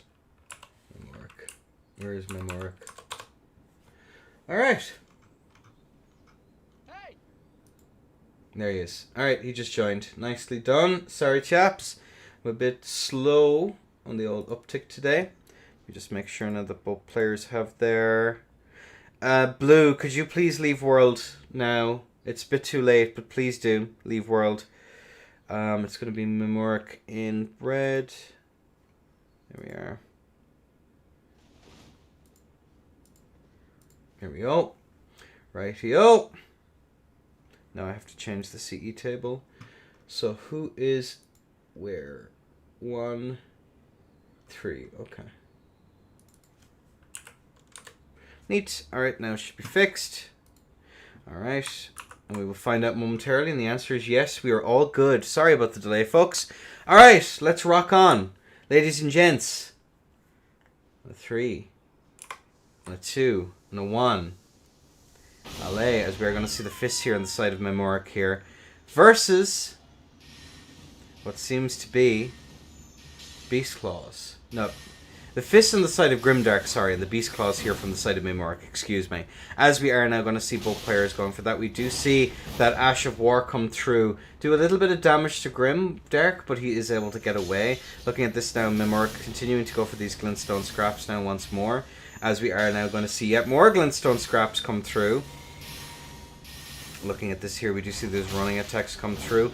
Not quite able to connect as we see the R2s come through there, but it's not going to be enough. And looking at that, the way that those running attacks actually just go all over the shop. Definitely disorienting, as we are going to see just the thrusting sword do its damnedest as we see the reset now onto the LGS here from the side of Memor. As we see the jumping R1 managed to land. And the spinning slash comes out here on the side of the LGS And looking forward here, we are going to see those run R1s come through. As we are going to see these force back now. The R2s come through here from the side of Memor. We are going to see that run R2 come out on the side of Grimdark, but it is not going to land. Pretty brutal. As another glintstone scrap rings out, making its little ding ding dings all the way across the arena. As we do see now Memor reset whatever that consumable was, possibly Sacred Bloody Flesh. As we are going to see these rollouts come out now once more. It goes for the standing R1 there. Is going to be the side of Grimdark, who's just going to eat an awful lot of damage. The spinning slash comes through, running out. I don't believe it's a crab because I don't see the... I only see the opaline health. And looking through here, we are going to see now, looking at that, the run R1 comes through. We do see yet another follow-up R1. Grimdark going for that interrupt there. The fist come out now on the side of Memor, trying to put this last match away. As we do see the Divine Beast Stomp there come out. Look at that! Managing to get a little love tap on the way out there is the side of Grimdark. It's going to be the trade. Keeping up that pressure. Both sides now have lost their tier. And looking at it here, they are both pretty much neck and neck. 400 to 800. As we see the swap back over onto the Beast Claws. Grimdark having to pull out all the stops here. We do see these rollaways coming out there. The LGS swap now from the side of Memor. Looking at that, the empty jump coming through now once more. Over the top he goes, but he's not able to land. That is the late press on the R2, trying desperately to catch something. As we do see the Beast Claws come out now once again. Tries to turn away, but unfortunately just about manages to clip by a hair's breadth. Memor on 600 HP. Slowly but surely getting chipped down, but so too is Grimdark. And look at that, the thrusting sword is out. Whiffs there from Kilo. We do see that follow-up there, trying to get that last hit. 75 HP. And looking at this here, we are going to see the little bit of chip damage come through. Oh me, oh my, that's a little bit of extra chip coming through here now once more. We do see the jump over the top. Is going to clip for the last hit. Memor takes the stock.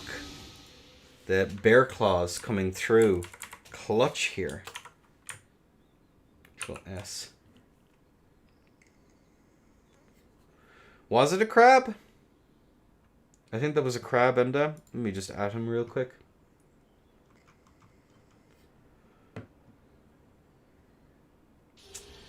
Oh joy. Because I didn't see the reset there of the buff. So I thought it was Sacred Bloody Flesh. Let me actually ping him real quick.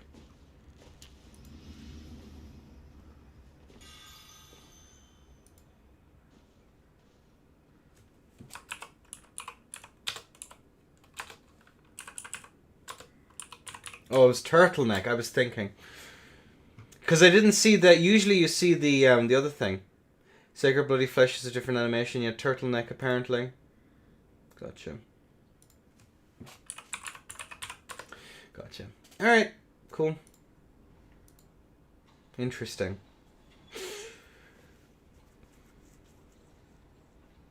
But it did I didn't see the reset on any of the auras. But oh well. Well. Alright. Alright. 3, 2, 1. Allez.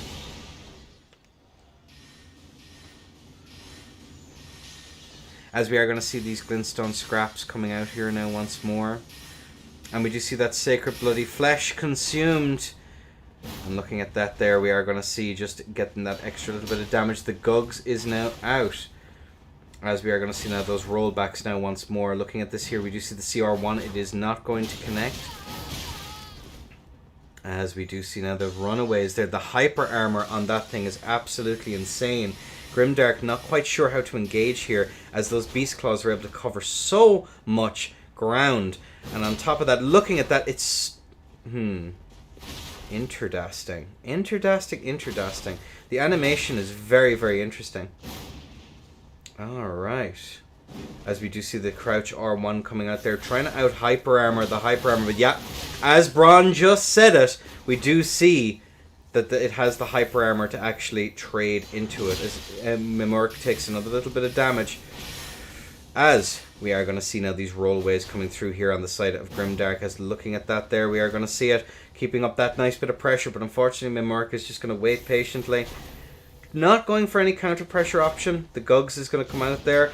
Tries to go for that, but look at that. The trade is able to tank the Gugs running attack here. Tries to go for the crouch poke punish there as a standing R1 there to try and get yet another punish. Grimdark just not quite sure what to be able to do here, as we do see these rollouts here on the side of Grimdark. Memor doing a good job of keeping up that long distance. Looking at that there, the Ash of War comes through now once more, and we do see that. No, and there you have it. The Ash of War comes through, and Memor takes the stock. GG's. Into the bow. Nicely done.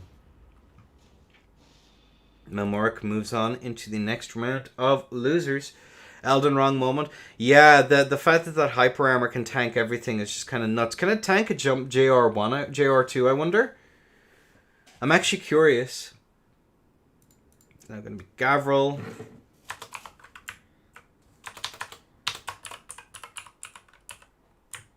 Control L versus Fritz.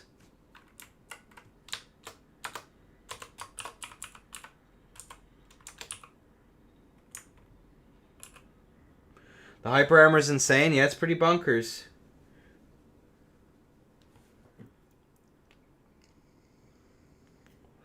All right. There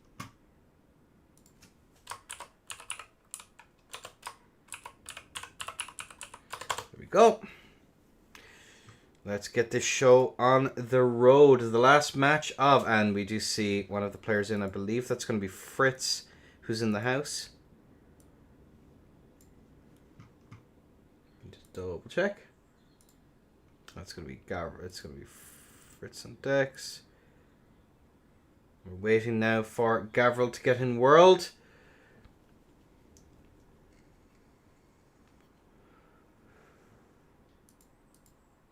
Alright. As we crack on with the end of losers round 2. Again, just as a reminder, we will take a very quick break before Bron the Goat versus Sasamoto in round 3, and then Dimka versus Lucy for the winners round 3, and then we move on to winners finals, which for some reason is marked as semifinals. You hate to see it. Alright, well, both players are in, ready to go. I will now have to make a little bit of a change, changey. Go. And now it should work impeccably. Yep, perfect. Alright. Last round of losers bracket, round 2. Gavil versus Fritz. On a 3, on a 2, and a 1. And we'll have a look at the builds in between this next stock, as we are going to see the Bestial Roar come out right off the bat to get that little bit of damage. The EP pot is being thrown, and this is not going to do very much of anything. But so is another one, as we do see the Akiba is out here on the side of Fritz, who's going to be throwing these knives here just to keep up that bit of pressure. Fritz, of course, coming up through the losers bracket, and the spin slash Kiba is out. Spin to win on that two-handed Kiba. Looking at this here now, we see some very cautious play coming out here on the side of... A very cautious play coming out here on the side of Gavil, who is just going to mash the R2 button, recognizing that the spin slash is going to be weak to it. But look at the crazy amount of damage coming through here, as we are now going to see both players now chilling out like villains, as we do see those R1, the L1s, R1s coming through there just to try and get these catches. Gavil, of course, playing a very cautious game here, as we do see that... Oh my god, I've never seen those fists used in a bracket before. Holy moly. And that is going to be Gavil moving, taking the first stock there. GG's. And the ball fists are out. Going balls to the wall here is our Fritz. Getting a nice amount of variety here as well. It's kind of interesting. Very, very interesting. So you're going to see that teleport over to Dueling Square.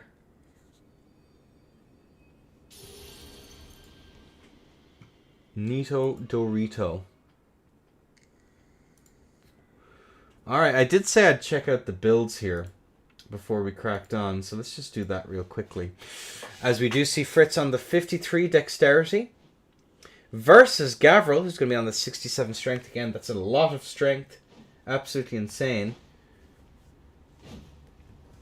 Again, balls to the wall. Fritz is gone, Dars. Alright. Well, either way, we have both of our players in. And are going to be ready to go on a 3. And a 2 and a 1. And this first to 2, Gavil 1, Fritz not.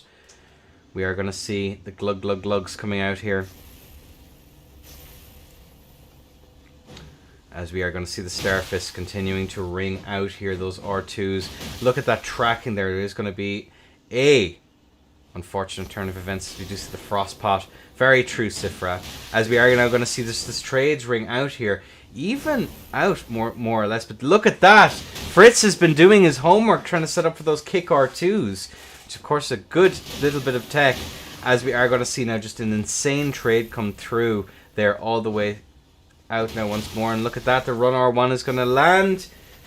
Gavil playing a very careful game here.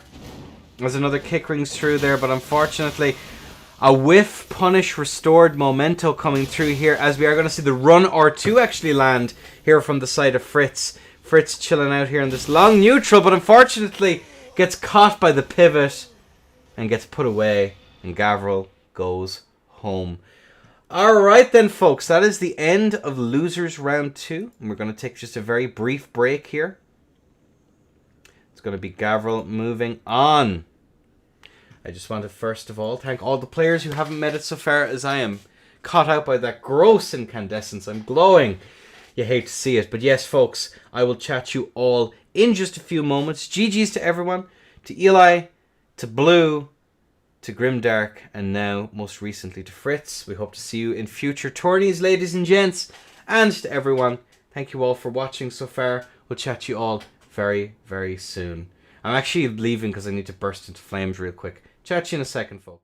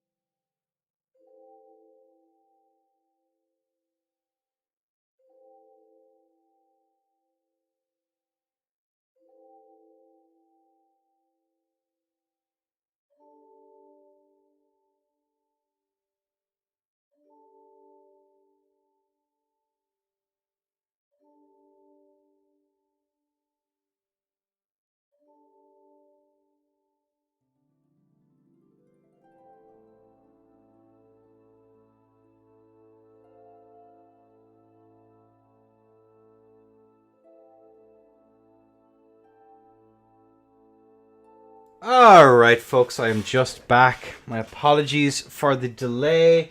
We're on wave 3, Sasso versus Bron. Just waiting for the players to get in. My apologies for the delay, of course. So, I'm not sure who is in World currently.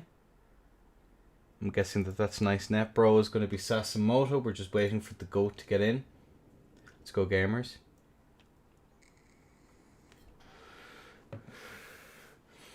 Should use Uggs, real and true.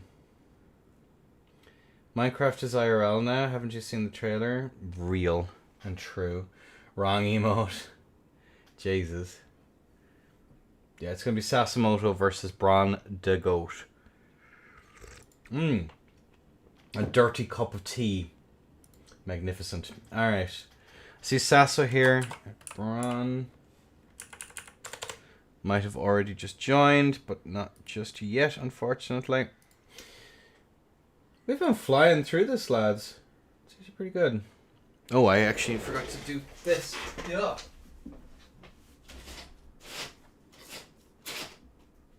So I'm no longer blinded by the light. Oh, there. Well, half not blinded by the light. Alright, Bron is in the hoose. Let's just take a quick peek at the builds, as my lighting is absolutely disgraceful.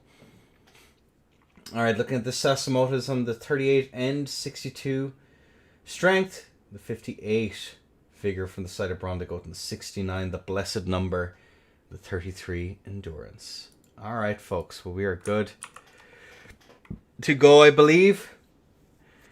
Is it clubbing time? Light some candles, real and true. The heat is already pretty abysmal, Jaker, so I don't think that's a good idea. But we do see the physics out, the immediate pressure from right off the gate from Bron. As we are now going to see just those R2s as the stone club is out, but we see a little bit of chip damage here on the side of Sasso, and those running R1s come through, go over the top there.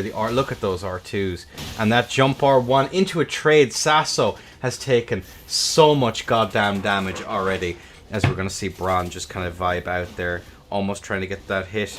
We do see the standing R1s here into another standing R1. He's not able to get those hits in. Bron, I don't think he's taken a little bit of damage, and look at that, the hyper armor trades, and the armor is hyper, but look at that, he's on death's door. Sasso switching back over to the club here, managing to get that interrupt, but the regular Frost Stomp comes out there, as we are going to see it out now once more, trying to get that last little bit of chip damage out as we see the tally swaps come through here from the side of Sasamoto. But it is not going to matter much. And it is going to be a first 2-3 here, folks. So, very nicely done. First match, first point goes to the GOAT. I didn't know GOATs could do that. I don't know what a moto is. Is it like a car, but cooler? I actually forget how that one works.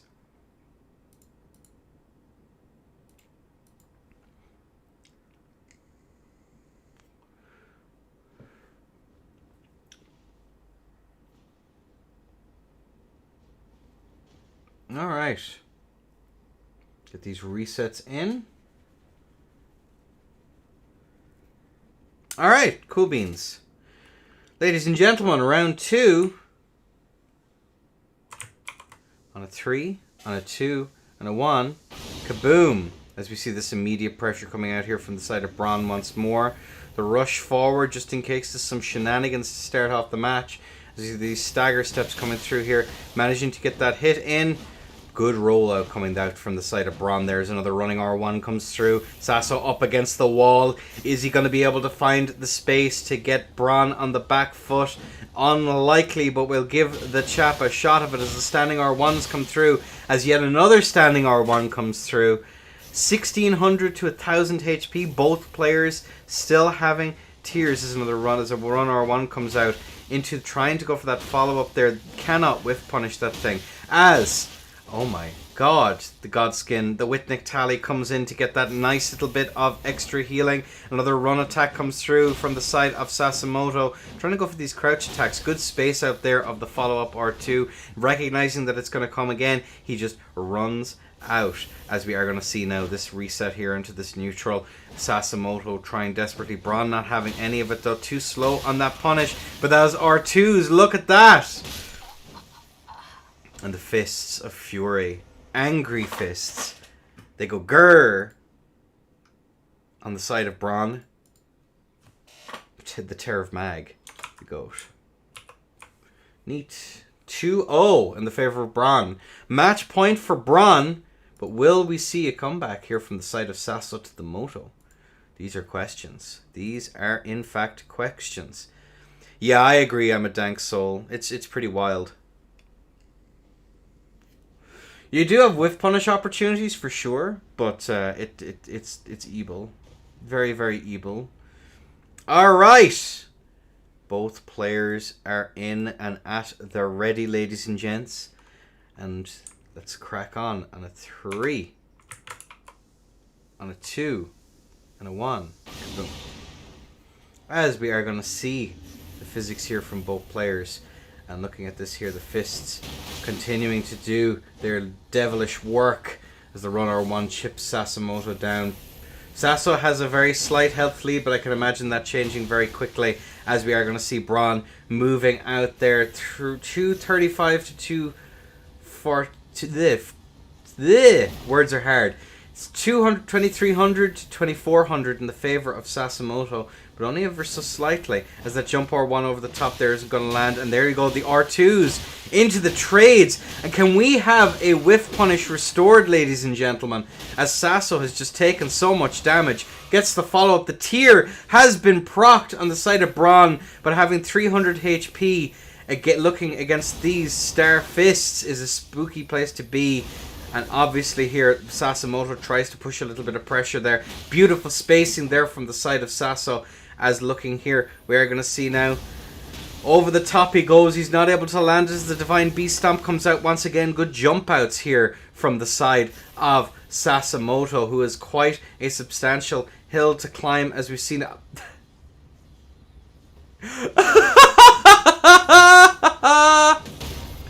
There ain't no way. There ain't no way. No.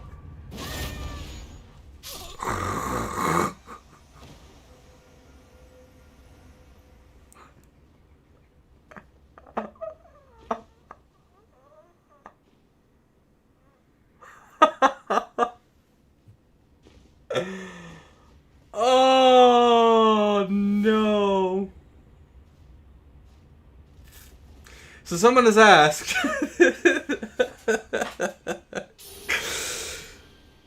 Sponge try me Bob.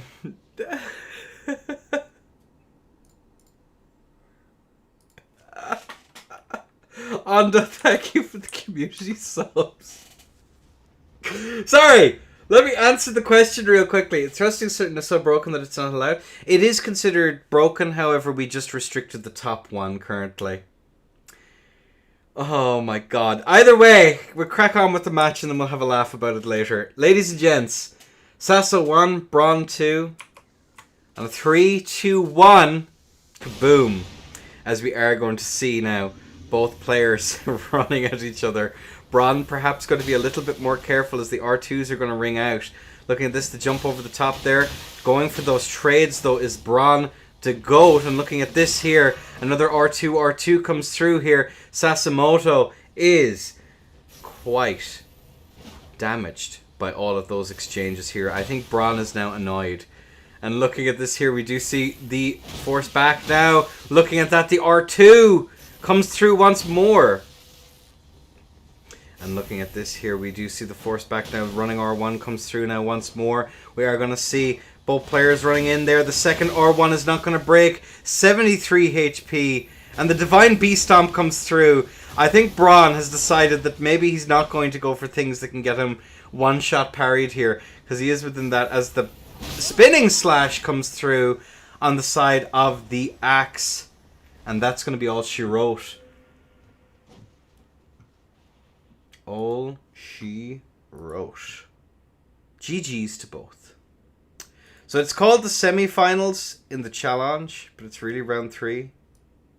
Oh yeah, it's round 3. GG's, Bron. First to 3, remember. 3, 2, 1. Unparryable spin slash! Oh my god.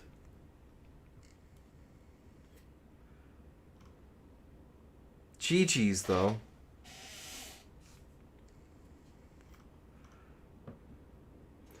It's a counter to parry. Definitely is. Definitely is. Sasamoto has left. Neat. Alright. Parry scam but Starfist honest. Real and true. Real and true. Alright. And again, thank you so much to Ando for the gift subs. I really appreciate it. When ban parry? Probably never. Because they lead to moments like that. Which is really fucking funny. To me personally. I might look at the best 2 parries. Golden parry has been banned in the past. And now that and carry and Rital are pretty much the same thing. Or the spell one is pretty much the same thing. But that does cut down the amount of... But not when you get parried. I've been parried. I also laughed my ass off.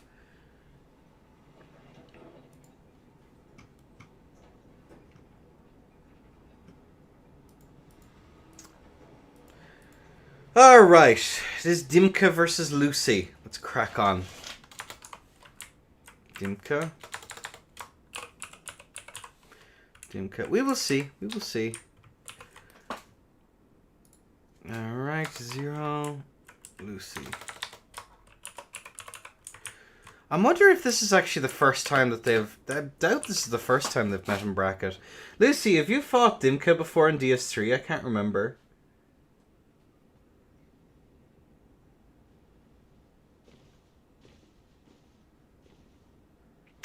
If you look at the description, you'll see a link to the challenge, which shows you the bracket.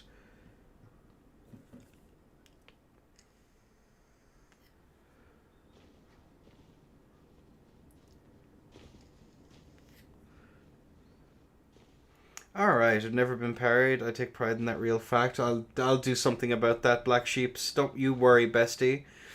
Alright. Wave 3. It is again a first 2-3. But not in bracket. Oh, I know she'd have fought him for sure. I just wasn't sure. Alright, boys and girls, both players are in and ready to go. Let's get this show on the road, ladies and gents. On a 3, on a 2, and a 1, and we'll show the builds after this now once more. As we do see that immediate bestial roar come out, and looking at the bees, not the bees. Oh my god, she lands it. And the pivot there caught out into the catch flame there from the side of Lucy, who is going to be doing substantial damage, but I just realized I have them backwards. Hate to see it, bestie. Let me adjust that very quickly. Why can't I adjust that very quickly? Give me a moment, folks.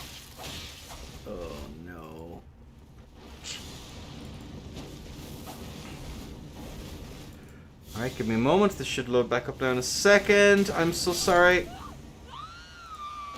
Lucy takes the first stock and Dimka's in blue. Oh no.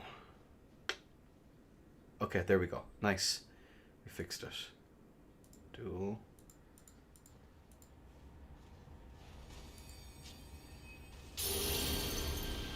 Alright, there we go. We fixed it. Nice. Shit. I am so sorry, folks. Lucy won that first one. My apologies. Lucy takes the first win. Dimka's red. Yeah, I fixed it. I fixed it. Although, did I? Oh my god. Sorry, 1 second. Why did that close? Let's unfork, bestie. Tally's fixed. Player red. Player left. Boom.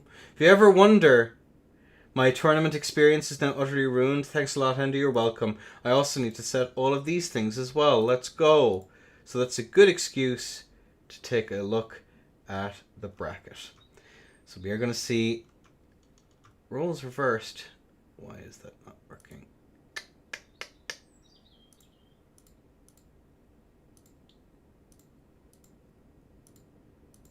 There we go. That's Lucy fixed. And then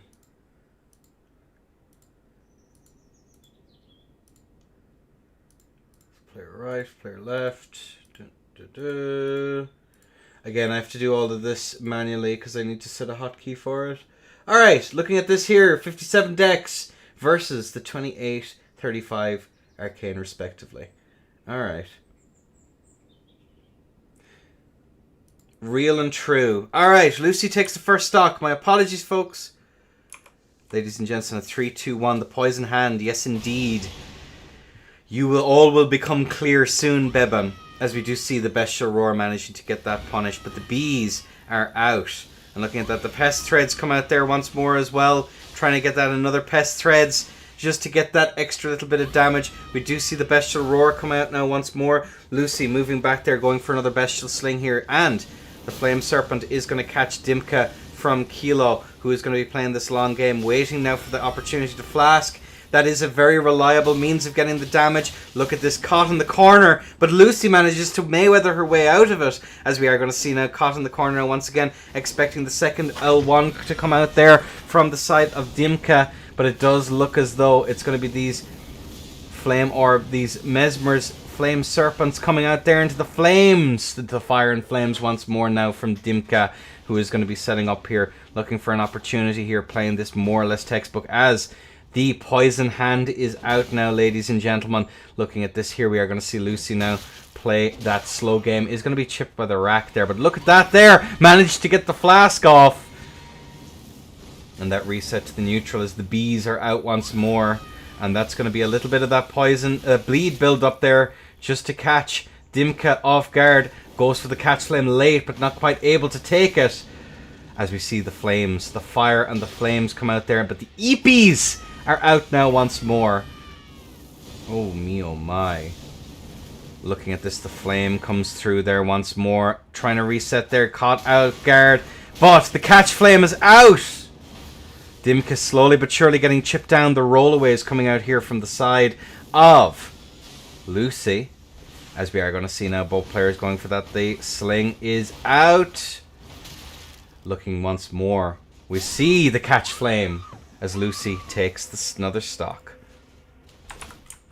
Control S. What was the name of that Beatles song? Lucy? Can't remember.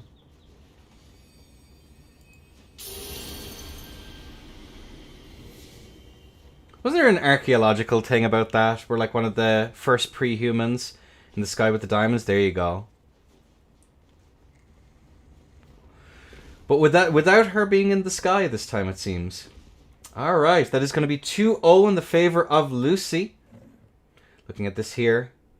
And ladies and gents. Yeah, a hominid. That's the correct one. Not pre-human. What's post-human going to be like? What Lucy are we going to name that one after? Alright, ladies and gentlemen. We have both players in.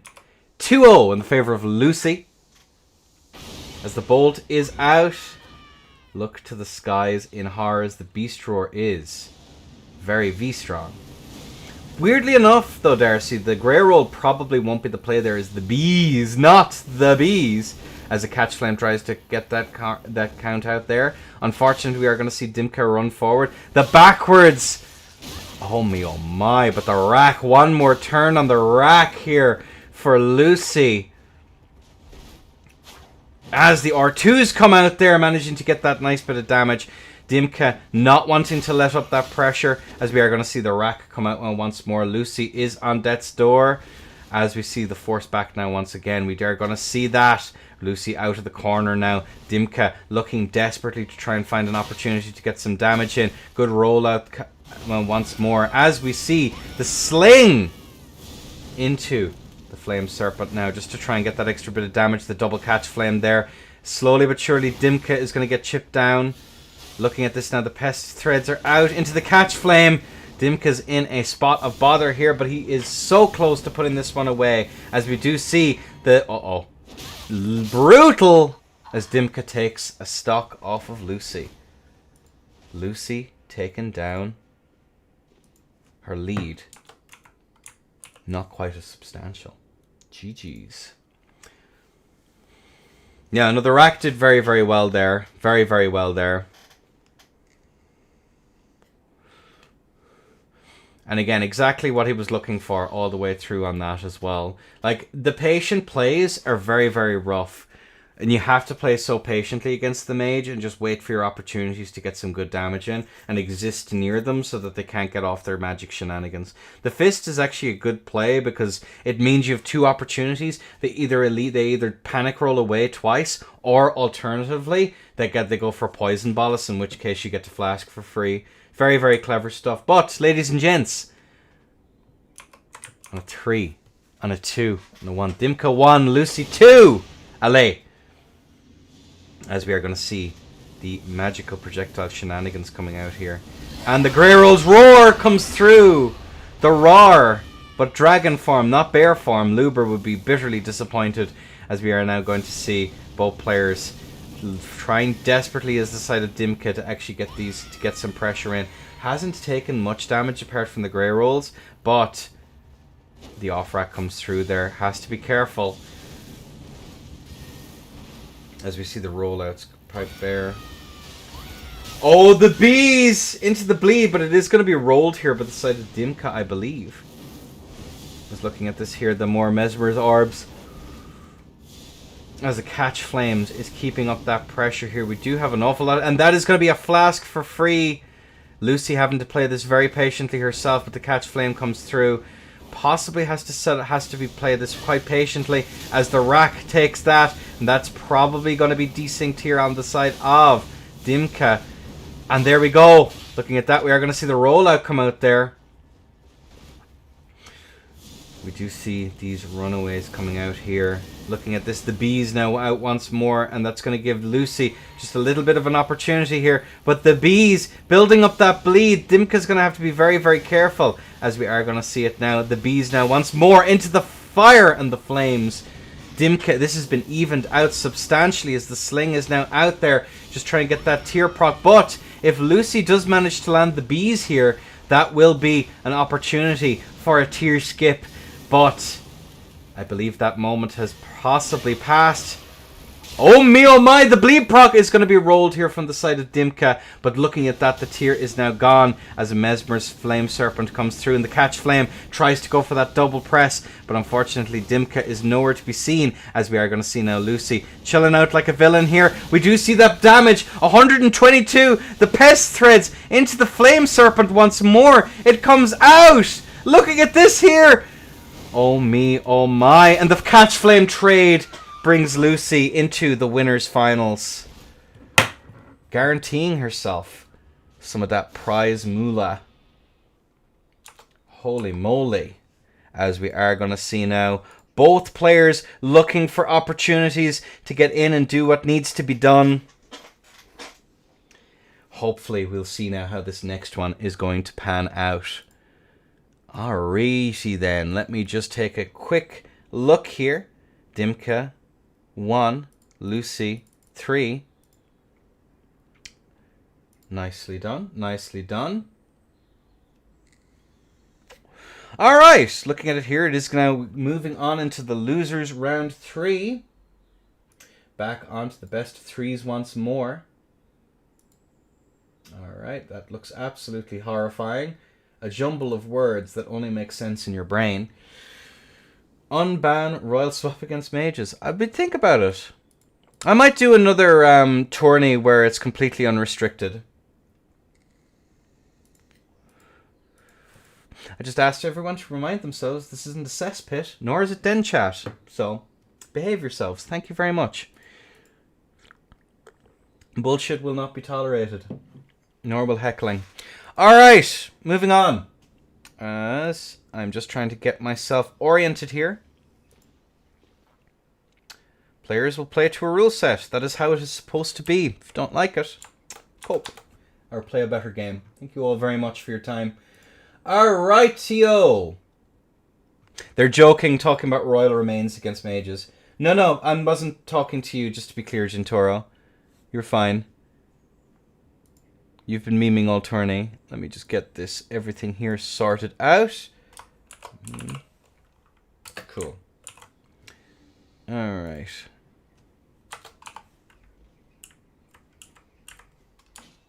Alright, who is playing here? Sasso. Sasso versus Memor. Okay.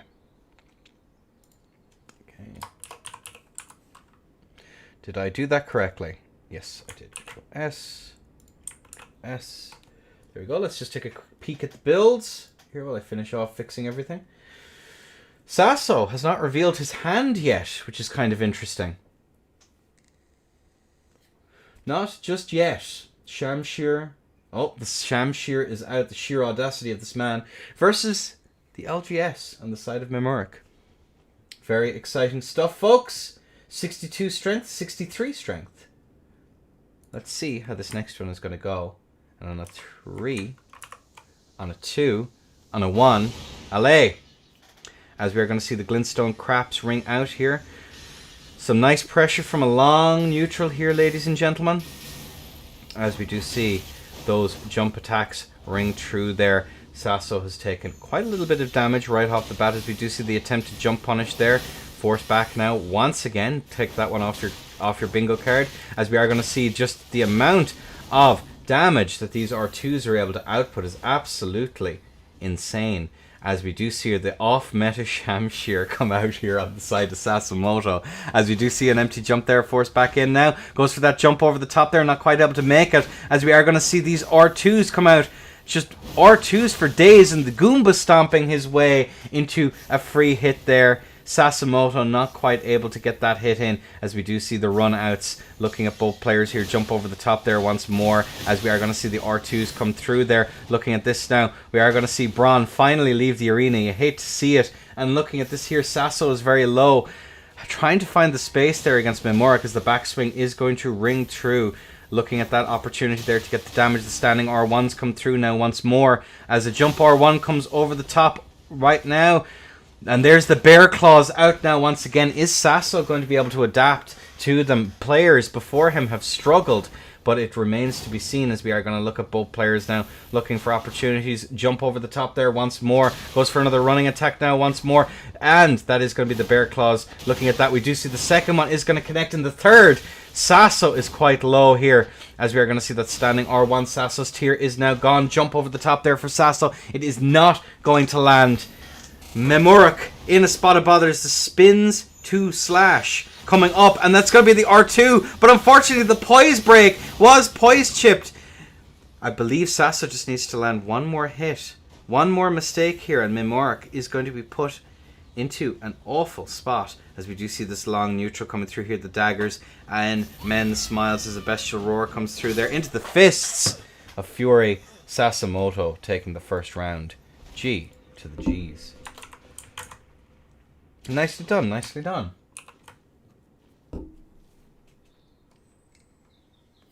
Yeah, it was a good match. Very, very good match. The change over to the bestial roar there to get the punishes against the... to get the punishes was actually pretty nice. Very, very nice.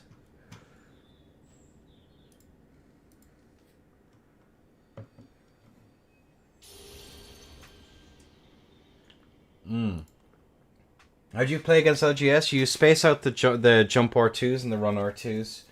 They're the most dangerous attacks that thing has. Or you go 121 poise if they're one-handed, which of course he is not. Does seem as though we see a swap here onto Milady. Oh no, it's still on Shamshir, never mind. The light, something was in my eye. As we have both of our players in. Ladies and gents, round 2, match point for Sasamoto. On a 3, on a 2, and a 1. Allez. As we are now going to see both players here, we do see the little pew-pew-pews coming out here as the standing R1 comes in and gets that interrupt against Memor.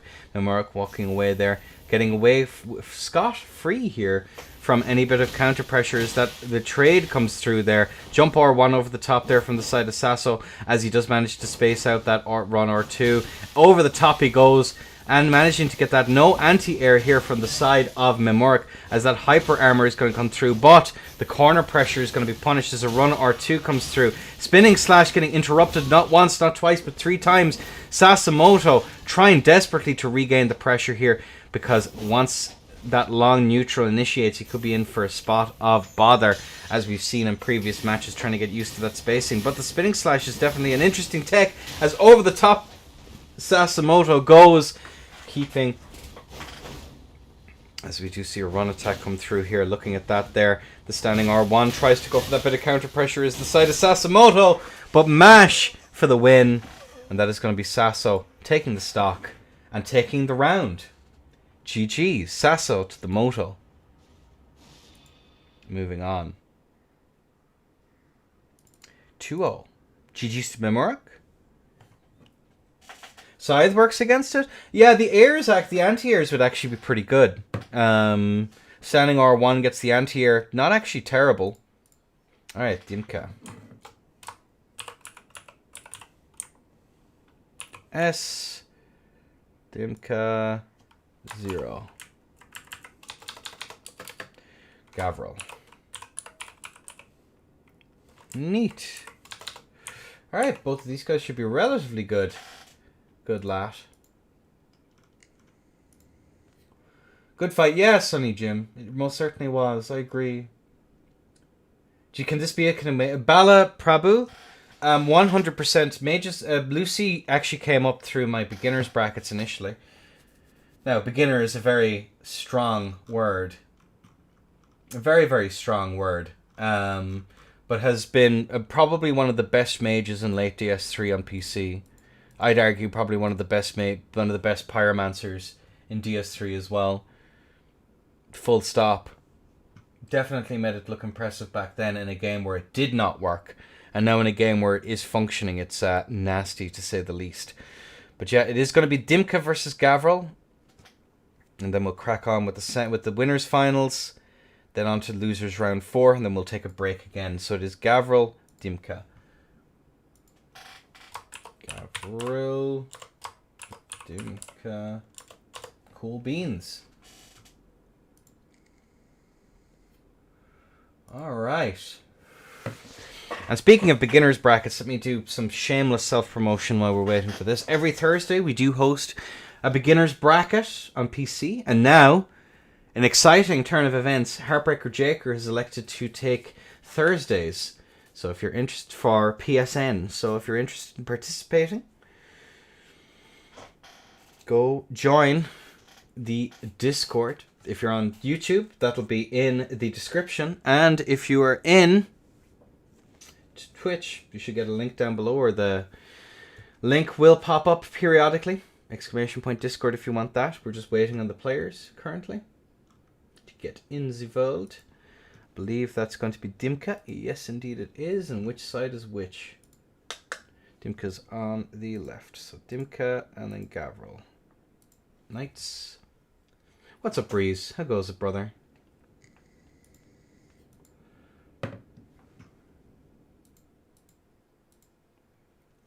Yeah, but yeah, after this round, it's going to be the winners final, sorry, between Lucy and Bron de Goat. And then, of course, the winner of this will go on to fight Sasamoto. So we're just waiting now. What game is this? Elden to the Ring. We're using the mod Den Maps for it, which is very cool. Find a link for that in the Discord. All right. A special thanks to Axie for helping me get the camera set up this week. It was deeply appreciated. All right, we have both of our players in. Dimka in blue. Gavil in red. Excuse me, I've seen fists and just assumed. And there we have it. That is all we are going to see, as we are going to see the bestial roar right off the bat. Looking at this here, we are going to see Dimka try and force that pressure there. Obviously on that Rakshasa. The off Rakshasa. I think myself a Jaker. Oh, sorry. Came up with a name for this one at some point, but I may have forgotten what it was, as we are going to see Dimka taking a little bit of damage there from those fists. The Rakshasa there doing a very decent job. Looking at that R1, L1 there, just to get that little bit of a bleed build up here. Looking at that keep out there from the side of the dagger, getting that bleed build up nice and slowly, as we're going to see Dimka take another little bit of chip damage. There we go. That's what he's looking for. Into the R1, L1. Looking at this here, that 50-50 between the dagger and, of course, as the R2s ring out, looking at that there, tries to go for that L1. It is not going to land. Dimka resetting the bleed grease there once more, as we are going to see it here. Looking at this, we are going to see now That R2 managing to get those catches here. And the L1 getting that into a potential bleed proc very, very quickly. As we are going to see the rack now. One more hit, I believe, is going to pop Gavil like a balloon. As we are going to see now. Going for those. Looking at that. The bestial roar to finish it out. Dag Shasa? Maybe. The Whack Shasa. And yes, Bron, you're going to be up next. I'm going top to bottom because I'm afraid of change. So you're going to be up next. That is going to be Dimka taking the first round there. Alright. Righty-o, righty-o, righty-o. Cool beans. Something has gone horribly, horribly wrong. Why has it gone horribly, horribly wrong? Whatever. Sounds whack. Ha ha ha ha ha. Ha ha ha ha ha. Alright. Next round. I shouldn't have. There's no way. Oh my god. Whatever. I'll fix it after this.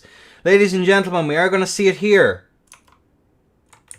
Match point for Dimka, but can Gavil get that reverse sweep in? Kaboom goes the bolt. We are going to see now both players goes for that bestial roar now once more. We are going to see now that rechange. And the high from Kilo as well, just for the crack. And looking at this here, we do see the dagger out here now from him. Looking at this here, we do see both players now resetting here. Goes for that R2. Goes for another R2. It is not going to hit. As we are going to see now both players now chilling out in this neutral. As we do see that run R1. Oh me, oh my.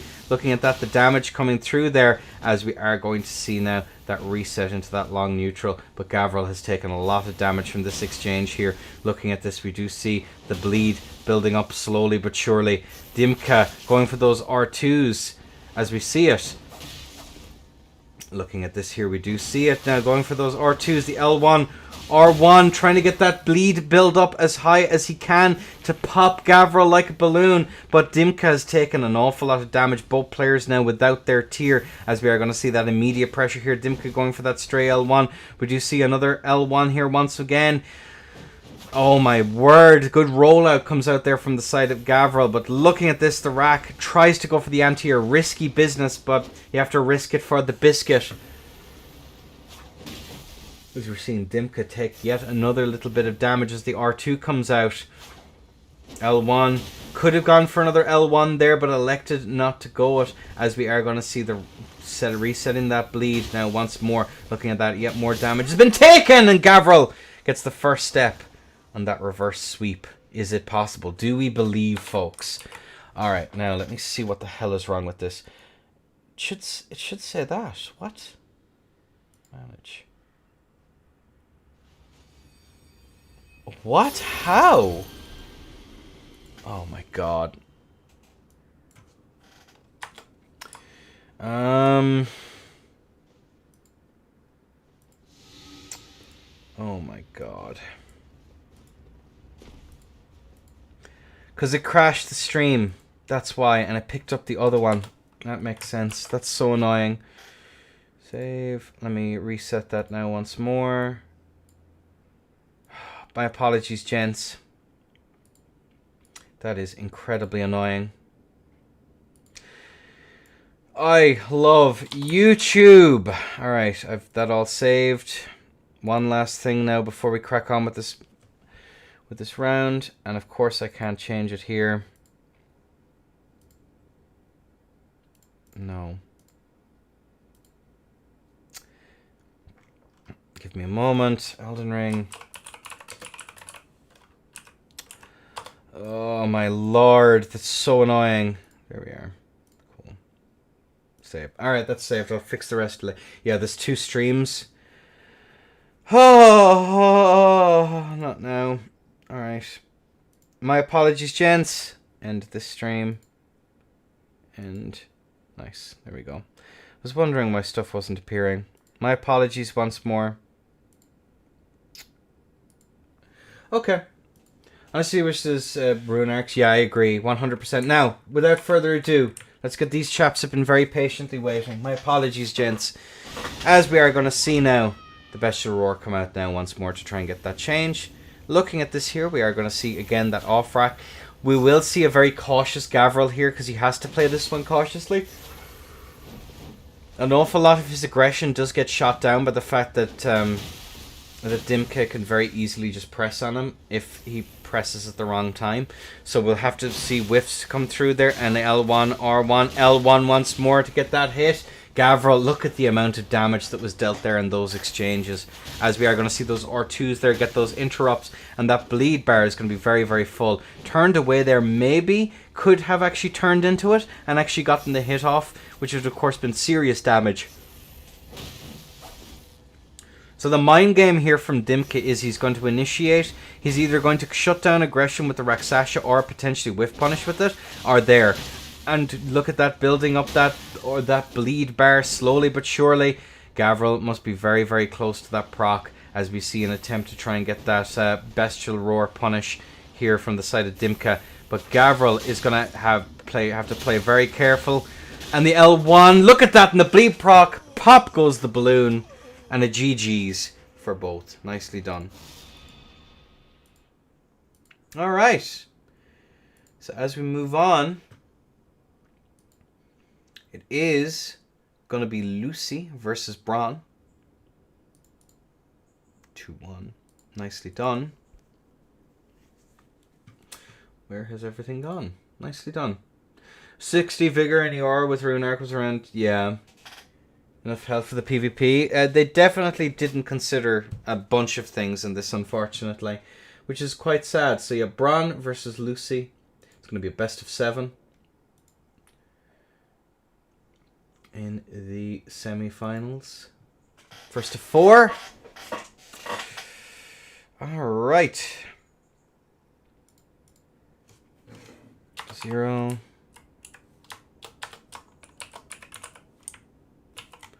Lucy will be in blue. Bron, of course, is going to be in red, as there's a bit of horseplay going on in the arena.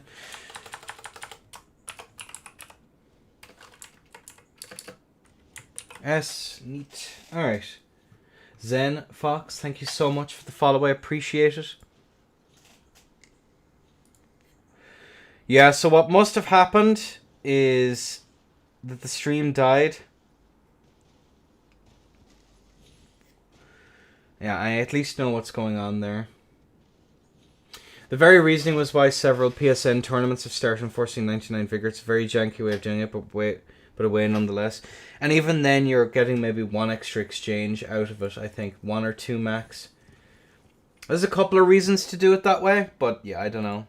Alright, Bron versus Lucy. It's going to be the Windblade here, ladies and gentlemen. Let's just take a quick look at... Oh, Lucy's died. You hate to see it. Builds. Let's just take a quick peek at the builds. Bron, of course, going to be...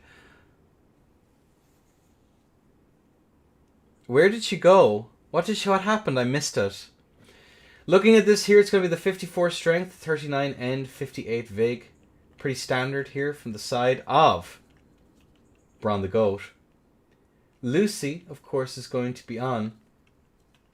That's 60 vigor. 28, 35. Faith and Arcane. 29 end. Lol. I'm going to have to check that one back. What was that? Lol. So, for a little bit of lore on Lucy, she used to be a PlayStation player once upon a time. And she got banned before a ban wave in Dark Souls 3 right afterwards. Pretty damn funny. Alright, but either way, folks, we do have both of our players in. Apparently we don't, because someone is probably still in world. GG's, though. It's 3. Okay, that's fixable. Or someone left late. Nope. There we go. Now we're good to go. Okay. She was a cheater. Hysterically. There was some funny things she did. But either way, both players are in, ladies and gents. On a 3, on a 2, and a 1. Allez! The bolt is out, the physics are drunk, and the bees have been loosed upon Bron the Goat. Into the Grey Rolls roar! Bron has taken quite a bit of damage here, as we are going to see the catch flame come out there. Lucy setting up now for a little bit of that catch flame shenanigans, trying to catch Bron there. The catch flame here is quite rough, as we are going to see the bestial sling here. Goes for that R2, expecting the run in from the catch flame, but Lucy here doing a good job of stepping out. We do see that reset into neutral. That is going to be the tier drank, but unfortunately the spin slash comes out as the R2 comes out here on the side of Lucy. But she did manage to get that tier in, which is going to be huge, as we are going to see Bron getting eaten alive by the bees, as the catch flame is going to actually catch there as the Memor's serpent comes through there, but the bees come out, and that's going to be Bron bled into the spin slash there on the twin blade, as we see a force back now. Lucy trying to set up for some shenanigans, is going to go for it, but unfortunately that is going to be a bit of poise chip there, as we are going to see Lucy stuck in the corner. Double catch flame out. Bron has taken a lot of damage here as the sling is ringing true here. And the pest threads are out. The jump over the top there into a bestial sling and into another bestial sling. Tried to set up for the catch flame. Lucy is very low. Both players are very low here as the flame serpent comes through there. Bron just about managing to get through, but that bestial sling, the Luber, actually manages. The Luber sling comes through, and that is Lucy taking the first stock with many more to go.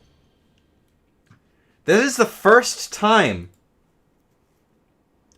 Nope, Sasso did take the... Oh yeah, Sasso did take the stock off of Bron. I was going to say this is the first time he's been taken out this tourney, but no, I just remembered. Alright, Lucy in blue, Bron in red, the Terror of Mag, lining up that hate mail as we speak, ladies and gentlemen, as we do see the bolt out, the immediate pressure here from the side of the goat, as we are going to see the bees, not the bees, but the Grey Rose Roar comes through, but Bron, not taking no for an answer, is going to just rush in there to try and get that damage, and oh my god, he thought there was a catch flame, but it was Memor's orb. I think Lucy might have thought it was a catch flame as well, as the bees are out now once more into that bleed proc, into the pest threads here just to try and get that catch, as the catch flame is out, and that is going to be the opportunity to get the flask here from the side of Lucy, as we do see the sling.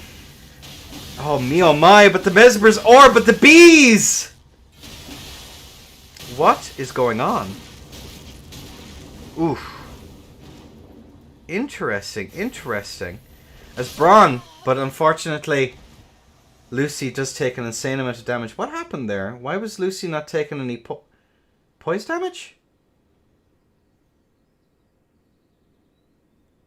Huh?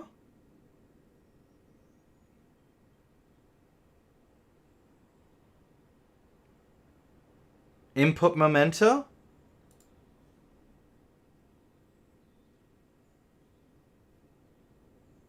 Oh no. Alright. That is going to be a 1-1. Cool.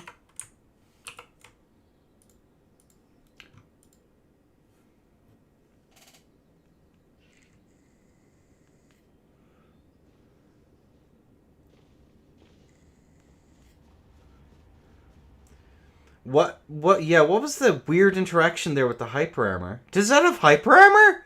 Ain't no way. No, it shouldn't. Lucy, you're not doing any shenanigans, are you? No, Andy, you're mistaken. Okay. Never mind. Going on there. Either way, let's carry on. I didn't see Lucy get staggered, that's all. I must have just missed it. Alright, either way, we are going to see that, as we are going to see, looking at these things here, as we are going to see these rush-ins here, the catch flame comes through, into the catch flame once more. Bron has taken a lot of damage, as we are now going to see both players now looking for an opportunity, as the flame serpent is going to land. Bron is taking a lot of damage here, but we do see force back now once again. We look at the catch flame now once more, as we do see these force backs here. This bestial sling slowly but surely chipping him down, as we are going to see now the EP times.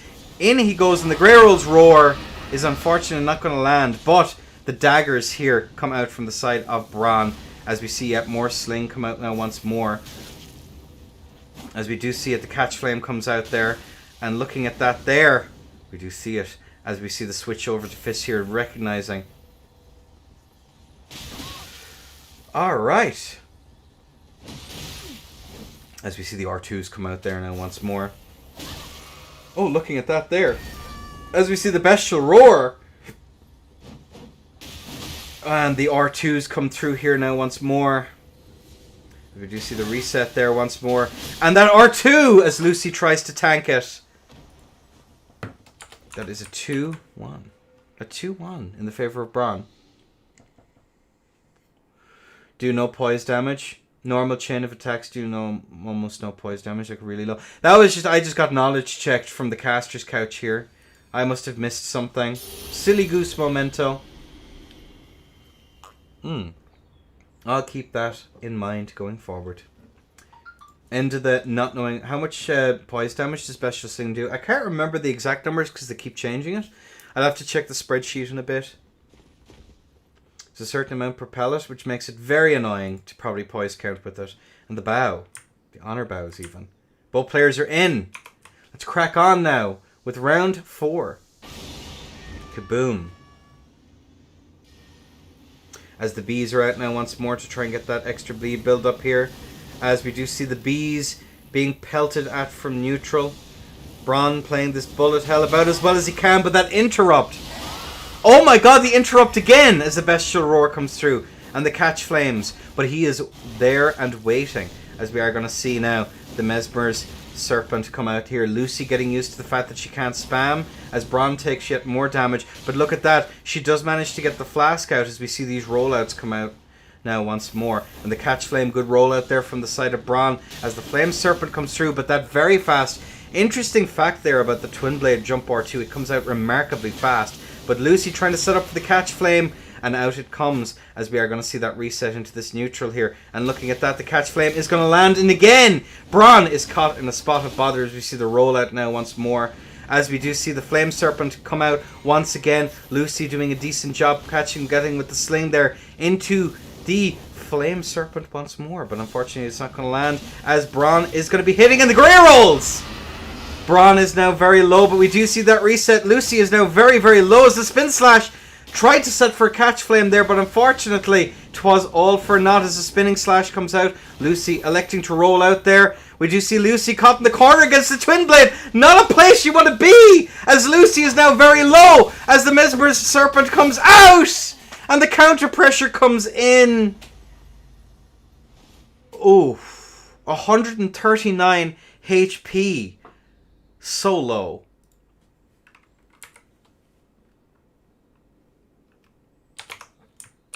All right.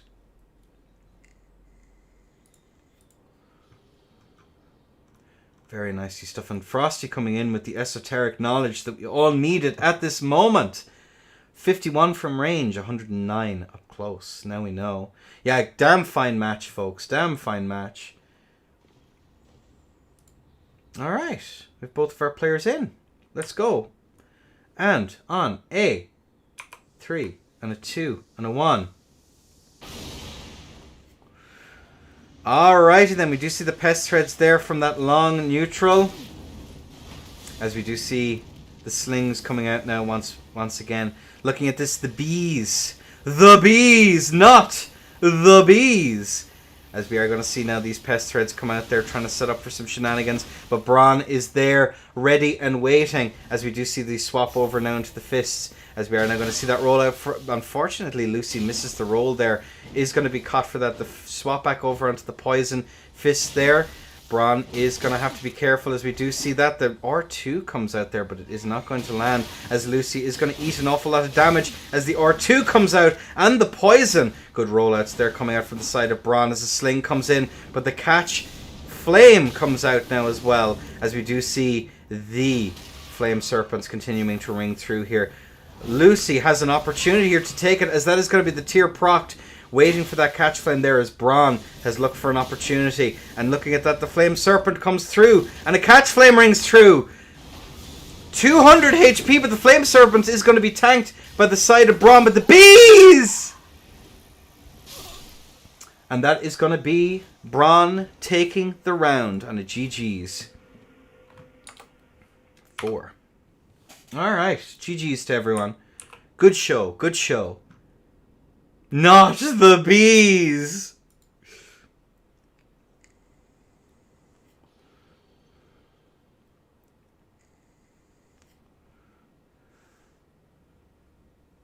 Insert Wickerman scene. Yep, there you go.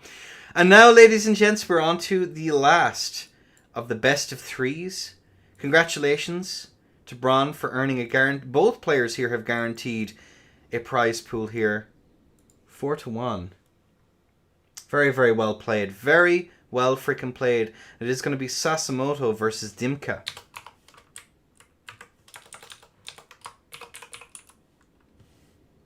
Control S versus the Dimka.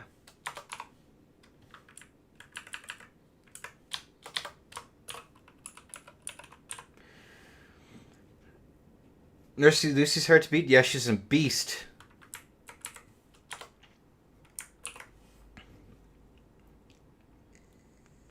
Yeah, this should be another nail biter, folks. Let me just get all of my shenanigans set up. The last of the best of threes. Because we are now on round 4. There we go. I think it's round 4. Yes, it is. There we are. Nice. Also, stacking fire resist could reduce damage from catch flame. Just optimal fire. I didn't even think of that. No, Bron, you're forgetting the real tech, friend. You're forgetting the tech. You claim credit for these things. you just say, yeah, I knew what I was doing. Wink. That's why they call me the best of the best. So what was... bring back to the back bushes. It desyncs on your screen because when it... So if you eat the first part of it, it doesn't get eaten on Lucy's screen. And basically what ends up happening is that it then desyncs for her. So it still appears. Yeah. I don't think it's literally, at the end of the day, it's another projectile tech. Because it has two, technically it has a hitbox to start and has another one. Yeah, it's just interesting. Well, I mean, Phalanx also desyncs, you just don't care because it's not good. Ugh. And no one uses it much anymore. So you don't see it. That's basically how it works. Yeah. And, as a funny thing, as I've said in leaderboard chat before, if I was to ban desyncs on spells, any projectile in fact, you could force a desync and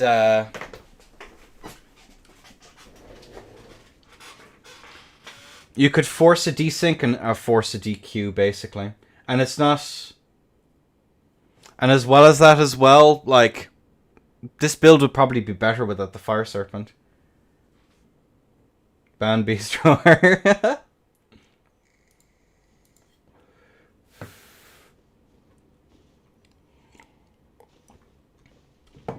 Like, Mage was pretty good before. I don't know if it was, like, top tier before, but the Luber build was evil. And more or less...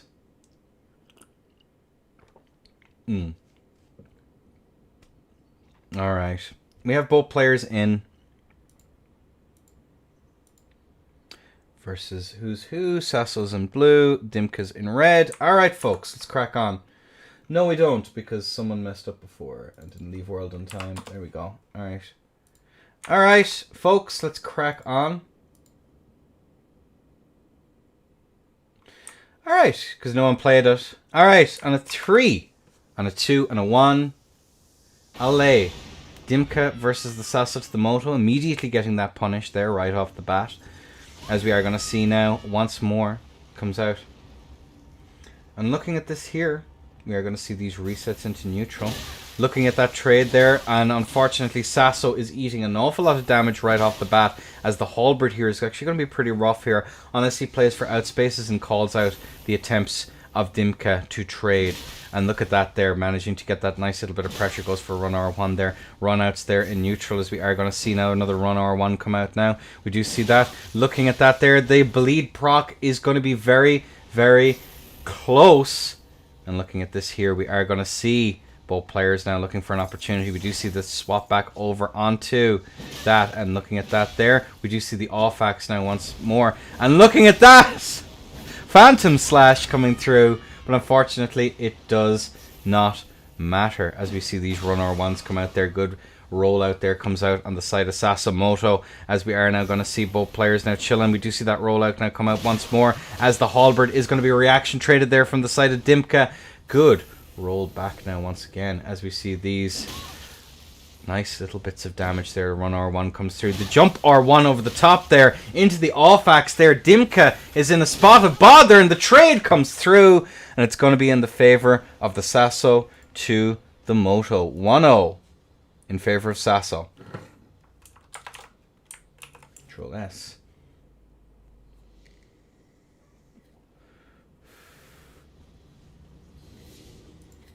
Hello, Moto. Match point now for Sasamoto in this first two. I can see there's the win con against the off rack here is you just mix well with the off axe and you get those interrupts. It's just you can't really initiate with the running R1 at all. You just have to play with the off axe, which is like 90% of halberd play to begin with.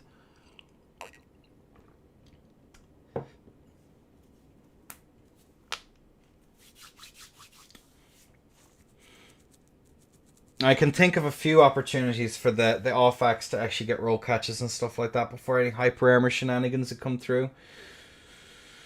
Not great. It is very much not great, but it is doable as we've just seen. Because Dimka is no spring chicken. As we are now moving on. Round 2. And ladies and gents. Kaboom.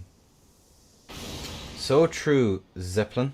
As we are going to see now these resets as the phalanx comes out here on the side of Sasso. They are all going to be used up as we are going to see now the phalanxes come through. Managing to get that bit of pressure. Actually not a terrible tech here from the side of Sasso. Gives him that neutral pressure, but unfortunately he has to be very, very careful with the casts. It gives a huge amount of damage there. Opportunity here for Dimka, who is going to be hit by a little bit of damage. Forced back now once again, as we are going to see these rollouts come back now once more. As we do see, looking for those run R1s, as we are now going to see it. Looking at this opportunity now, we see this run backs here in neutral. Looking at this, the run R1 is going to whiff there. Looking at Sasso there, trying to go for a potential desync here or something like that. Looking at that, the off-axe there, just a little bit too early on it there, as Sasso is now very, very low as the standing R1 comes out. But the Phantom Slash is going to go wide into a Bestial Roar, trying to go for a reset up there as the Bleed Bolus is going to be for free, as Sasso is just going to be chilling here in this long neutral. Looking at this, the Phantom Slash actually lands into the full thing, a standing R1. Good rollout there comes out here on the side of Sasamoto, who is going to be taking a lot of damage, but look at the rack there. One more turn on the rack, as we are going to see the explosions come out here now once more. Looking at that Bestial Roar there just to try and get a bit of punish. Both players are exceptionally low as the Hoarfrost Stomp comes out. Neither side, and that's going to be the dagger into a trade, and that's going to be the first reset of the entire tournament. GG's. Oh me, oh my. A reset, ladies and gents. Hella cool. Alright.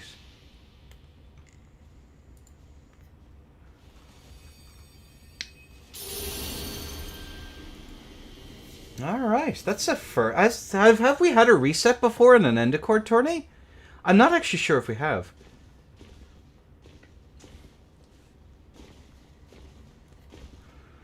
Alright. As we do see both players collecting their runes. Very important if they want to buy all of those consumables up totally. I think we have... I can't remember off the top of it. Is Sasso and Dex? Let's just take... Oh, that is the wrong thing.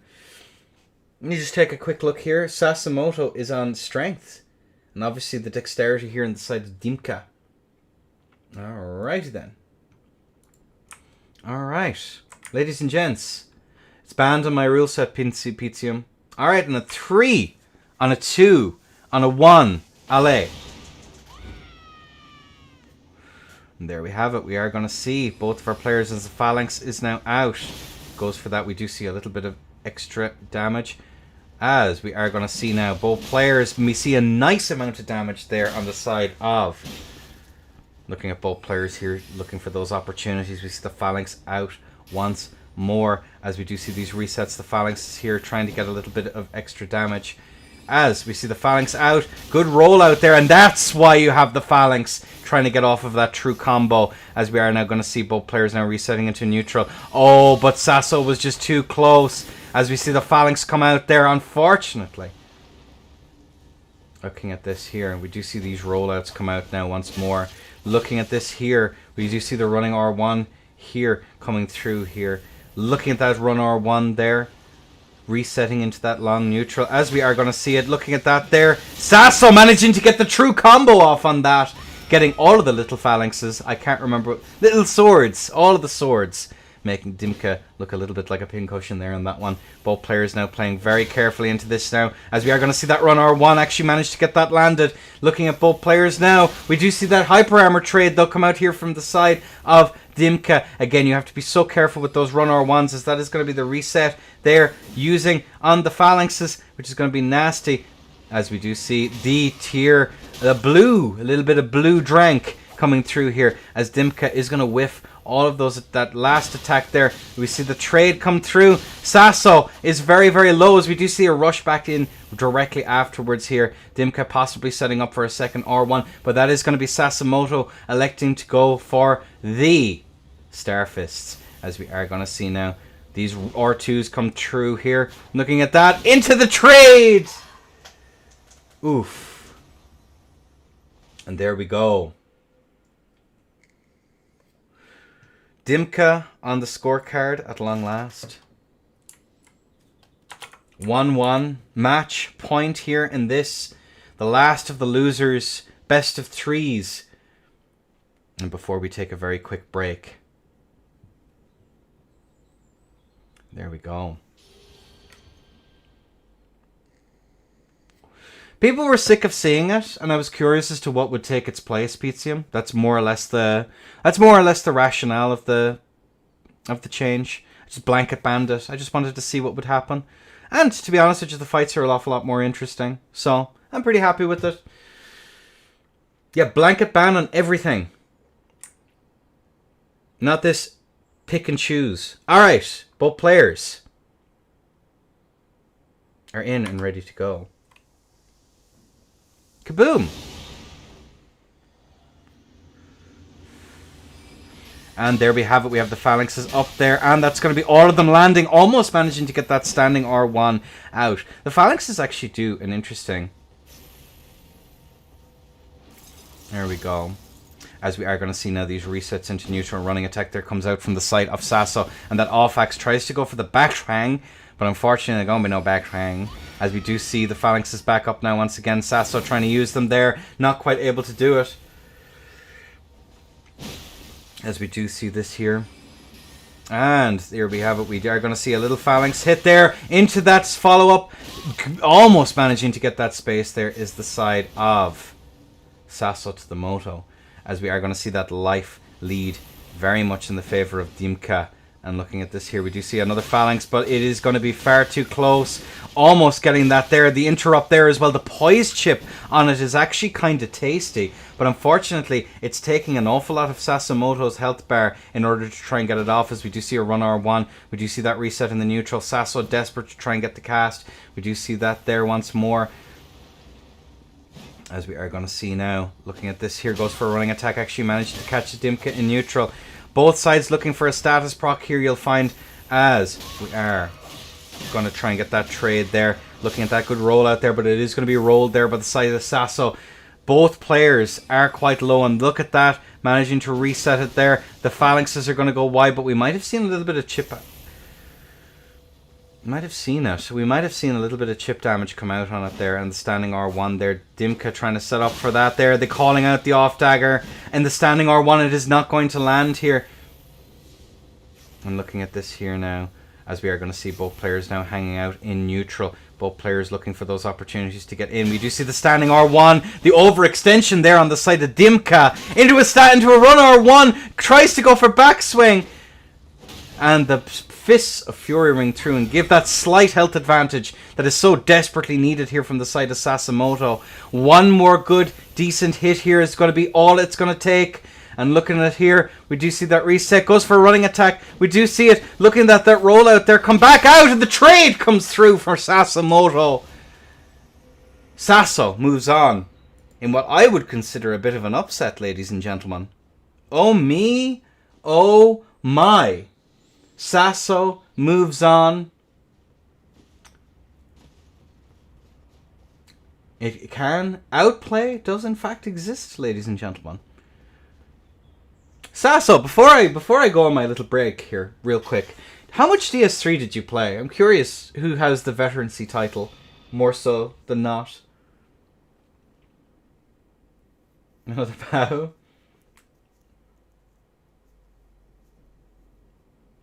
Please don't heckle players for playing stuff within the rule set, lads. Jesus Christ. Gotta give me an actual stroke. But yeah, I'm actually curious as to how much experience in 3 Sasamoto has, or did he? I'm fairly sure he was a 3 player. Fair. Not sure if he'll answer. Yeah, I remember Sasso in 3. Yeah, I was thinking. I don't know when Dimka started. Either way, we are going to take a very quick break. We're pretty much ahead of schedule, folks. So I'm going to take a break, grab another cup of water, inject more proper nicotines, and stretch the out legs. I'll talk to you all in about 5 minutes with the bronze match between Lucy and Sasso to the Moto, which I'm going to be super stoked to see, as I'm actually going to do this now because I will forget in future. Wowzers. Bronze match. In fact, let's do the whole lot now, so we can crack on immediately with the next match. There we go. What? No. It's going to be here, best of 7. Cool. Alright. Alright, talk to y'all. Starting 2018 to Dark Souls 3. Interesting. Alright, chat to y'all soon, guys.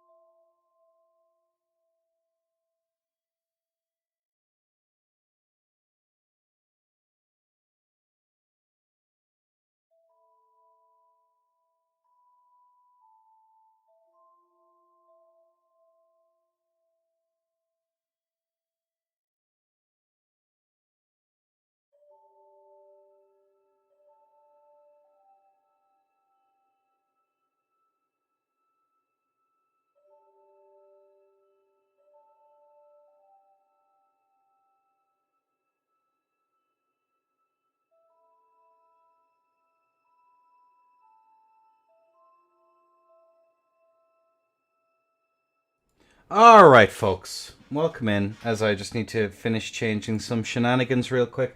Time of day, thank you so much for the raid. Lucy. Lucy versus Sasamoto. Cool. And this best of 7. 0. Alright, neat.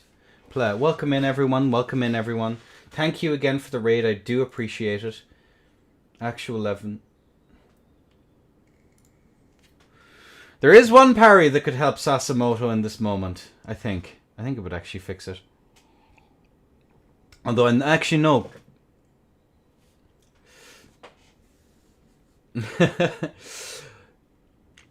Well, if you were an astute observer, Sasamoto, you'd notice that she does pull out the poison hand. If you're an astute observer, which we will just take a quick look at the builds.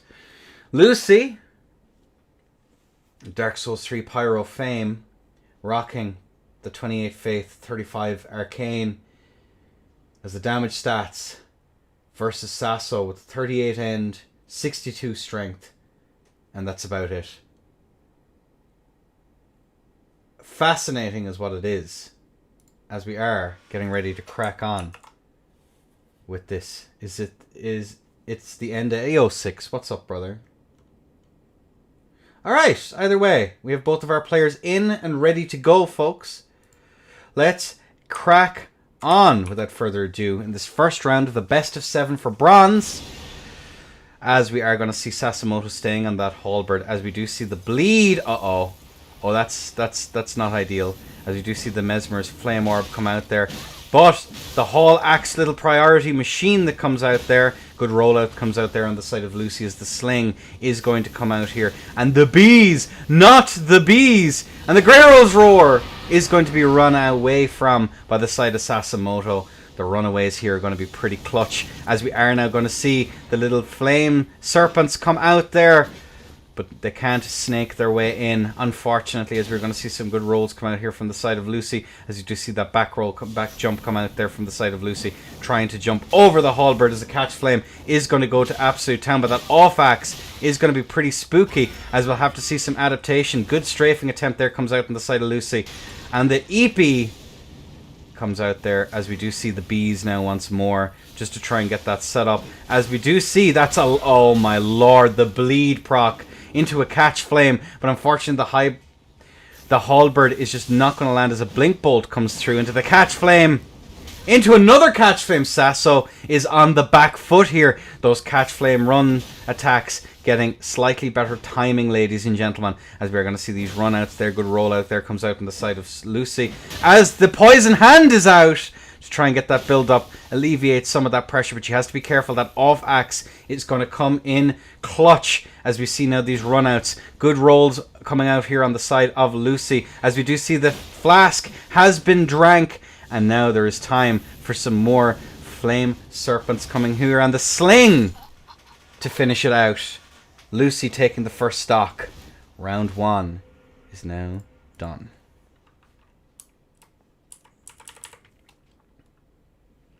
So this is the closest, with a couple of exceptions, to Luber's old build. Luber rocked catch flame very early on in Ladder's life, I think. Sling, catch flame, although with that there was the double seal, which was very, very funny. I'm not sure if that's necessarily changed. And 6, thank you so much for the subscription. Again, folks, so you all are aware, means an awful lot, and it helps keeping the tourneys going. The more of these I get, the more likely I am to continue doing these events in future. And more events in future, which, again, does look as though next week we have some shenanigans afoot, folks. No, it was 6, oh my god! No. Not all on you, 6. Thank you so much, though. I do appreciate it. Goatsy. Actually, no, I'm not going to say anything else. Jesus Christ. Alright, that's... Alright, ladies and gentlemen, we have this match up and running. Let's go. And a 3, and a 2, and a 1. Olay. Jesus. Oh. As we are going to see both of our players now going for their general shenanigans. And looking at this here, we do see both players looking for an opportunity to get in. Looking at those turnarounds there. And looking at this here, we are going to see the jump attacks come out. Good runaways there coming out as well, as we do see these flame orbs come through. Looking at this opportunity, the catch flame there. Beautiful counter pressure comes through there on the side of Lucy. But the sling is just there and ready, as we do see the attempt to stray. The actual god tier read there on that one, as we are going to see some more rollouts. Sasso's tier is now gone as we see these catch flames ring true. Are we going to see the swap over to the poison hand? Must be low, but the backwards jump comes through from the side of Lucy. Actually managing to get that. We do see both players now resetting into that neutral as the bees, not the bees, as we do see now. There we go. We do see that bleed build-up continuing to pour through here, as we do see the pest threads into the catch flame. But the poison mist is out. Sasso is on death's door, but it does seem as though 18 HP in a dream. Huh?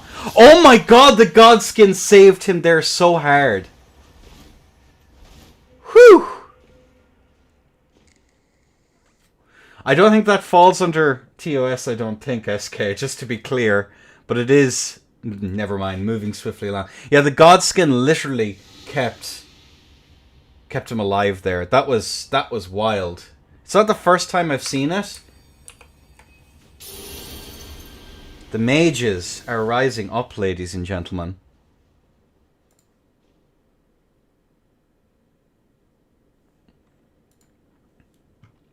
Alright. Both players now getting in.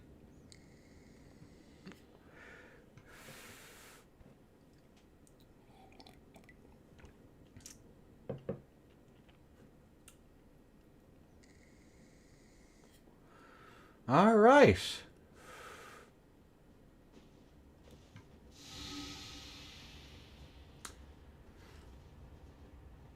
It does seem as though we have both of our players in and ready to go. Lucy 2, Sasso not. Here we go. And the bolt is out. The physics are drunk. And the bees are loosed. Into the Grey Earl's roar. Oh my god, we might actually see him bleed procced here. Did actually take a little bit of damage, but I don't believe that was the bleed proc, as we are going to see the bees be interrupted as the shear is out. The sheer audacity of this man, as we are going to see slowly but surely. We are going to see now the bees are out, and look at that. The bleed build-up is going to be absolutely insane. Sasso taking yet more damage here as Lucy is forced back. The shear here is actually pretty nasty, as we do see these rollouts come out now once again. Catch flame is not going to land, but a sling does in fact go through, as another catch flame to punish the jump attack there from the side of Sasso, as we are going to see now the pest threads getting some crazy damage in, basically on death's door, as we are going to see the sling 11 HP. 11 HP, one mistake and it's all over. As we see the swap over, I believe, onto the poison hand. I'm not sure, though. Ah, the physic is out because he gave her too much space, and it is like that. Jover. 3. Oh. Griff? No, not here. Stick it to DMs if you want to be like that, brother.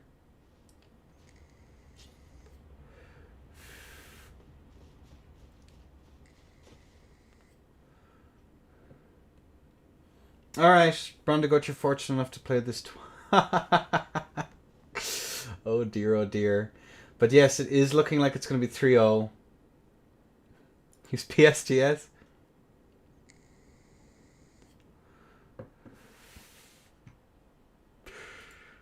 Insert several jokes, yada yada yada.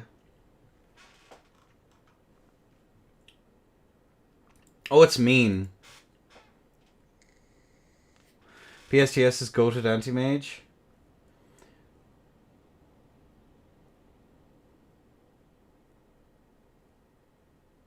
Alright, Elden Ring. Indeed, Atlas. Indeed, as we're looking, you know, maybe they're getting changed or something. We just need to look away.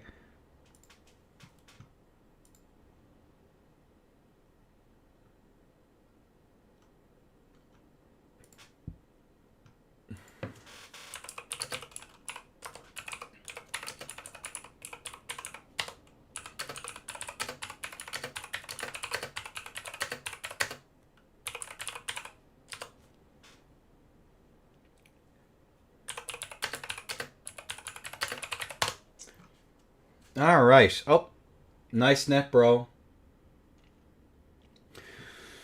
Okay. I believe he's changing build, which I don't think I made illegal in my rule set. It shouldn't be by any stretch. Confess Arena, yeah, both players, yep. Build changes are allowed. I don't believe it. I don't believe it. Oh, 1 sec, sorry. You're fine. Take your time. Yep. Build changes are also permitted as well, so... No, I forget this is both 7. Oh, okay. No worries, take your time. What's happened? Oh, he left. He thought the match was over. It's a best of 7, a first of 4. It's just the format that I like. I think it separates the matches a little bit better.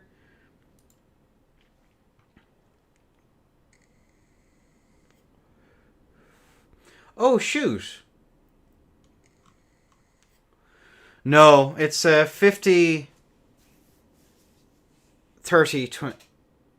What is it? 50, 30, 20 is usually how I do it. I thought I added it to the challenge. I'm so sorry. Mustn't have saved it. $50 dues. 50 euros, actually. So that's worth about $1 million, I think. Although I think the dollar is strong right now. 50 buckaroos on the line. Yeah, thanks to particularly Hondo, M. Burns, and Six's generous. I'm not reading that, Saucy. I am not reading that. Jesus. Alright, we have both of our players in. Let's get this what could be the last match done and over with. On a 3. On a 2. On a 1. There we go. We do see the bolt out. We do see the Flame Serpent's out. Good rollouts there come out there from the side of Sasso, who's taking a little bit of extra damage as the catch flames ring through. And looking at the Greerals comes out, catching Sasso for a big damage. Big damage. Ooh. This is Shamshir versus the Catch Flame. Good runaways. I'm sorry. And looking at it here, we are going to see the Pest Threads come out there into the Flame Serpent, getting yet more damage, as we are going to see now Sasso not being caught in the swarm of bees, as yet another sling comes out. And there we have it. Grey Rolls comes out. And looking at this here, we do see the Frostpot comes out, but I believe that has been addressed here on the side of Lucy, as we are going to see the fists to finish it out. A poison hand, a death touch if you will, bringing Lucy into the grand finals. Oh me, oh my.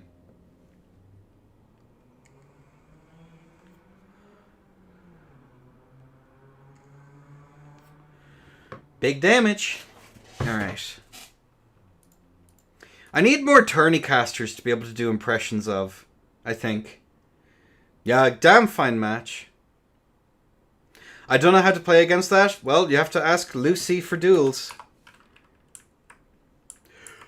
Dude. The mix potential, dude. Dude. Will we see a little bit of the handy tech, dude? Maybe a little bit of the... Just a little bit of the handy tech, dude? I don't know, dude. Dude. Alright, that's enough. I'm sorry, Frosty, I love you. Alright.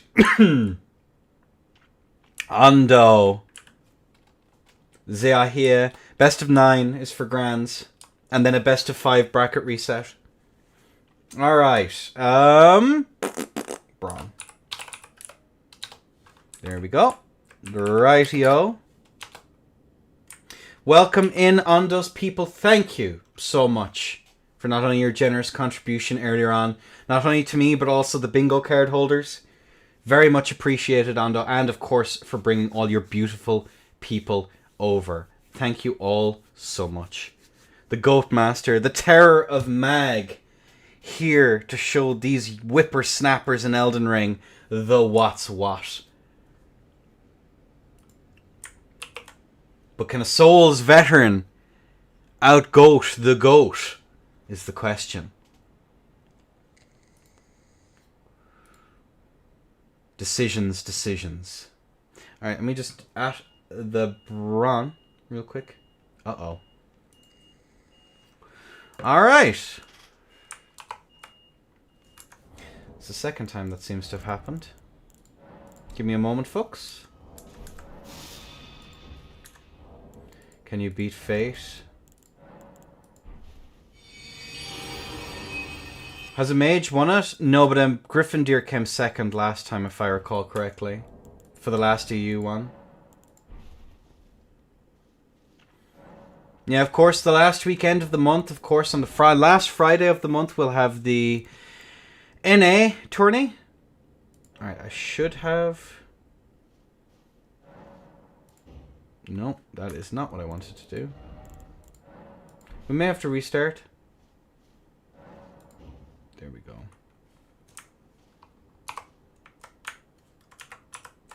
Alright. 2 hits do an ad break. 2 hits do break already. Failing to join still. Alright. While I get this sorted then, let me just very quickly while we're waiting. This is going to be the first best of 9, and then a bracket reset best of 5 afterwards for the grand finals.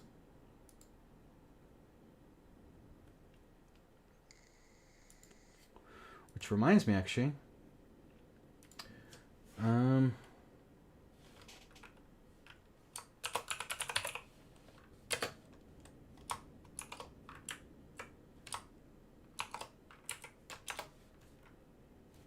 Alright then. Cool beans. Yeah, I do these twice a month. I do one for NA, one for EU. Oh god, what is this? What is this? Oh no. Right, Bron is in the house. As that jump or one over the top there is going to land. And oh yeah, this clip. Never mind. When's next NA? Last weekend, last month, and we have something very special for next Sunday. Sunday week. Alright. Something very, very special indeed. Alright, Lucy's in the house.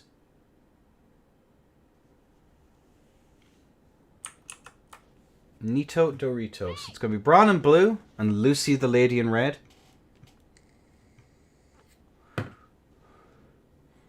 Alright, folks. Let's take just one last peek at the builds. It is going to be Bron the GOAT rocking that strength build. Changed slightly with a little bit of dex. And of course, the 11 strength. Look at her. She's approaching. The vortex is approaching. He's sleeping. Hey there, partner. What are you doing in a town like this? It's not big enough for the both of us, I think. Not big enough for the both of us. Alright! We're just waiting for Bron. Is PvE turned off? PvP turned... Like 1 minute. I'm actually going to do the same. Alright, I'm going to go use the restroom myself. Bron had a goated idea. Ha ha ha ha ha. Ha ha ha ha ha. Ha ha ha ha. Ha ha ha ha. Ha ha ha.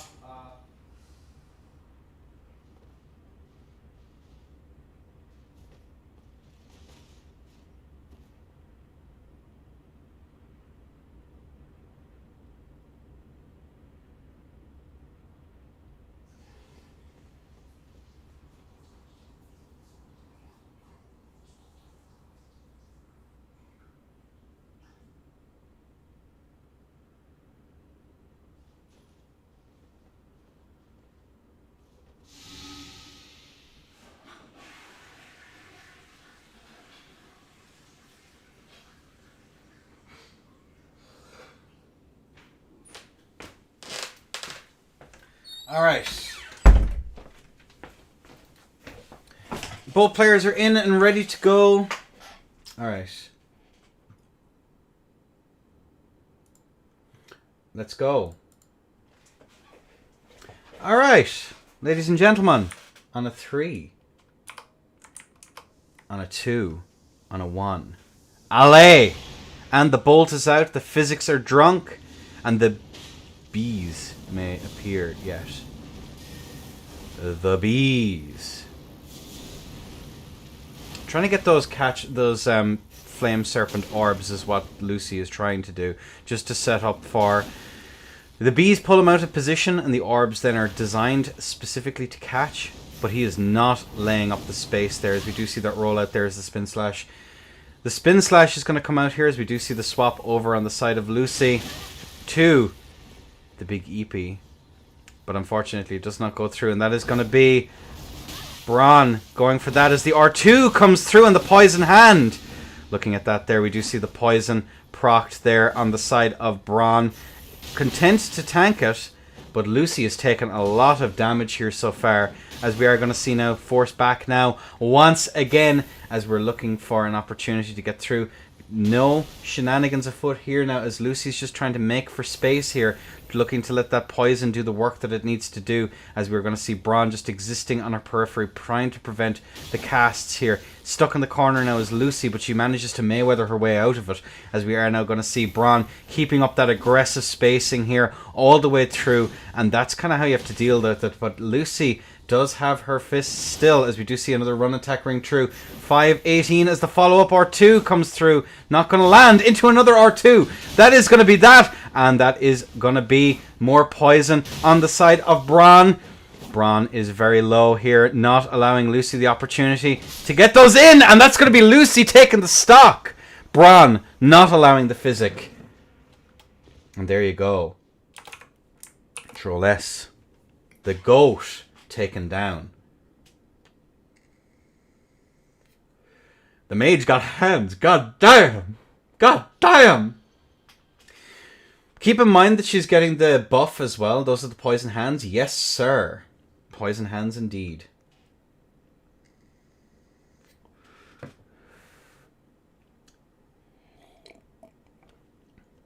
Maybe Qatar can win? Possibly. Unfortunately, though, Qatar isn't going to be quite as good.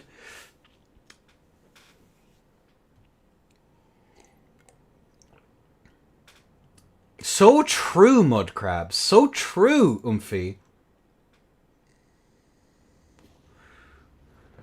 She's also getting the damage buff from the poison as well, keep in mind. That's another thing to keep in mind. Also, Bron has a lot of stocks to run through here in a 1st to 5. But either way, ladies and gentlemen, on a 3, on a 2, on a 1, allez.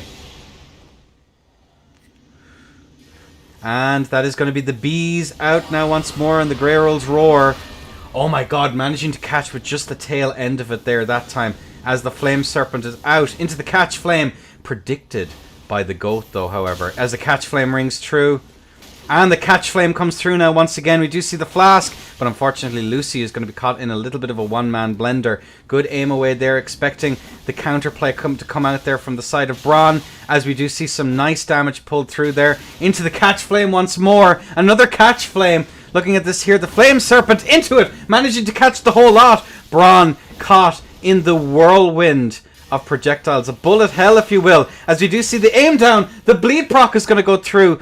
Lucy managing to proc the tear of Bron here, but so is hers, as the Flame Serpent comes through, managing to get the rollouts there, but unfortunately she is going to be poise chipped, making it that much easier here for the goat to actually get the hits in, as we are going to see now these rollouts come through here. The Flame Serpent comes through. Lucy takes an awful lot of damage, but the Catch Flame is going to whiff. Tries to go for that running attack. Has to be careful here, because Bron does have the ability to go for that jump R2, which can hit devilishly fast here as the Catch Flame rings through. Both players very, very low. But the Twin Blade comes through and catches Lucy, making it a 1-1. Bron the goat takes the stock.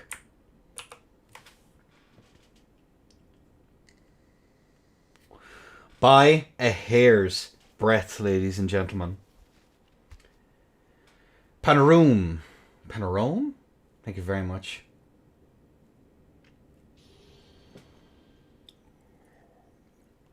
Will Bron earn the addition to his title of Mage Slayer for not only beating Griff but being able to take down Lucy? Hard to tell as we have both players now in positions ready to go. Bron in blue, Lucy in red, and on a 3 and a 2 and a 1. Allez. As we are going to see the physics here from the side of both players here. The bees unleashed now once more. As we do see those follow-ups there. The catch flame there expecting the roll in into the serpents. As we are going to see now these rollouts coming out here on the side of Bron.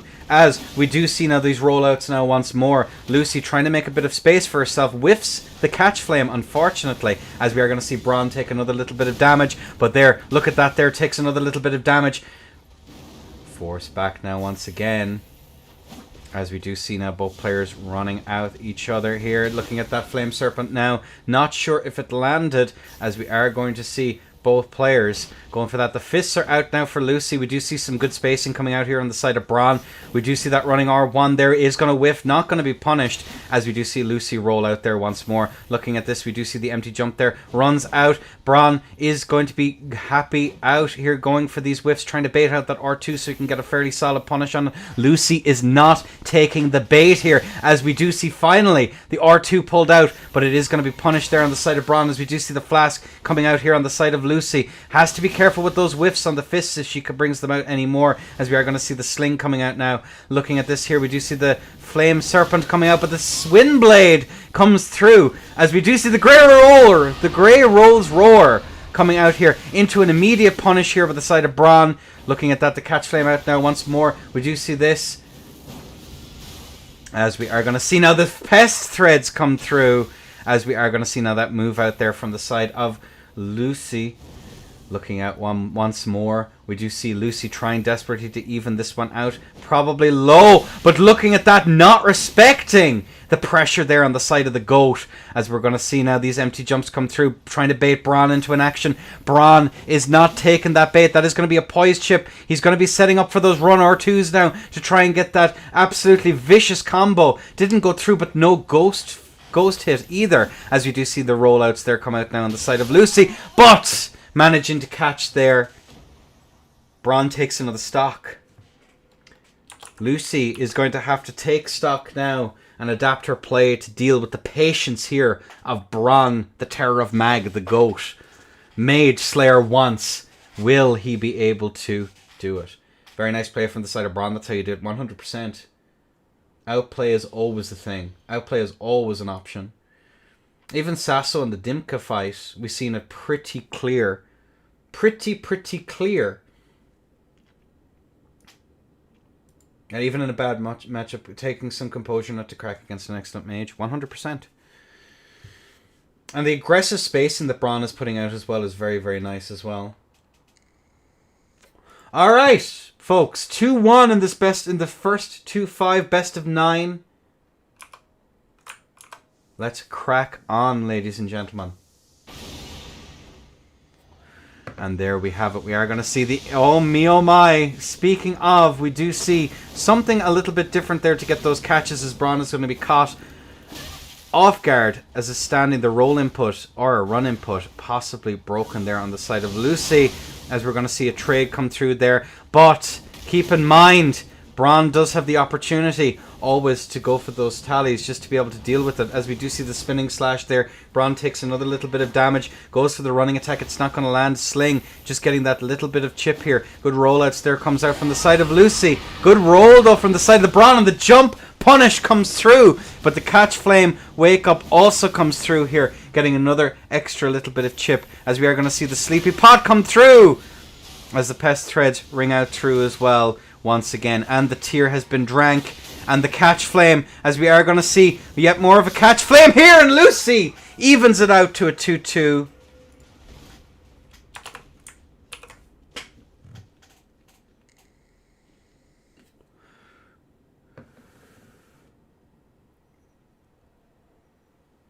GG's. 2-2. Was not looking good there, folks, but both players are now in a good position. Even Steven.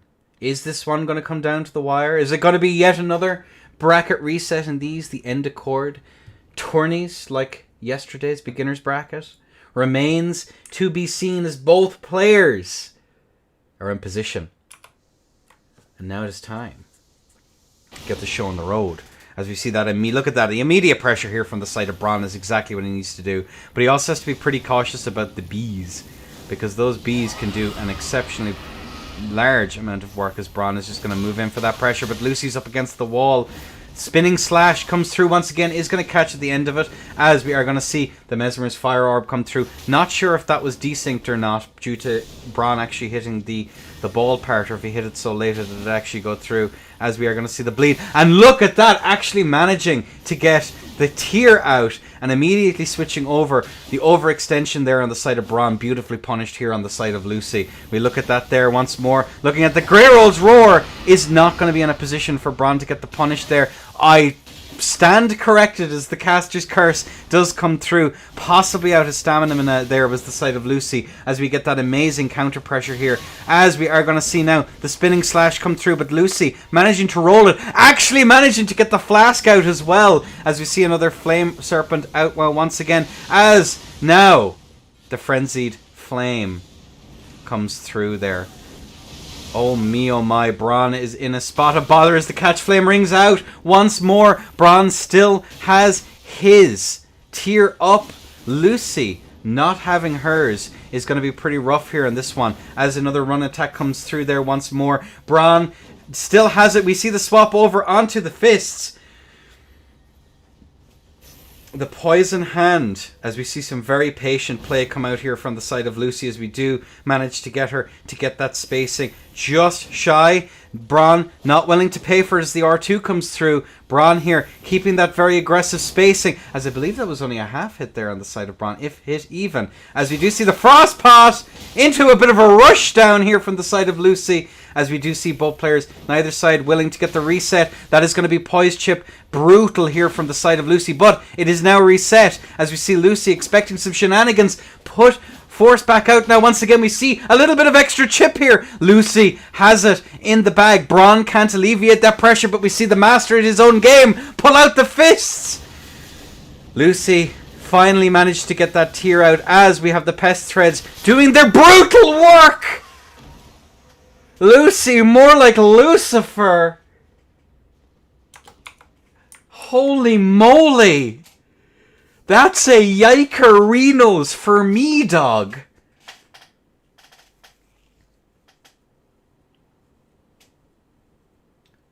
The bracket. Yikerinos for me. Saucy getting notions.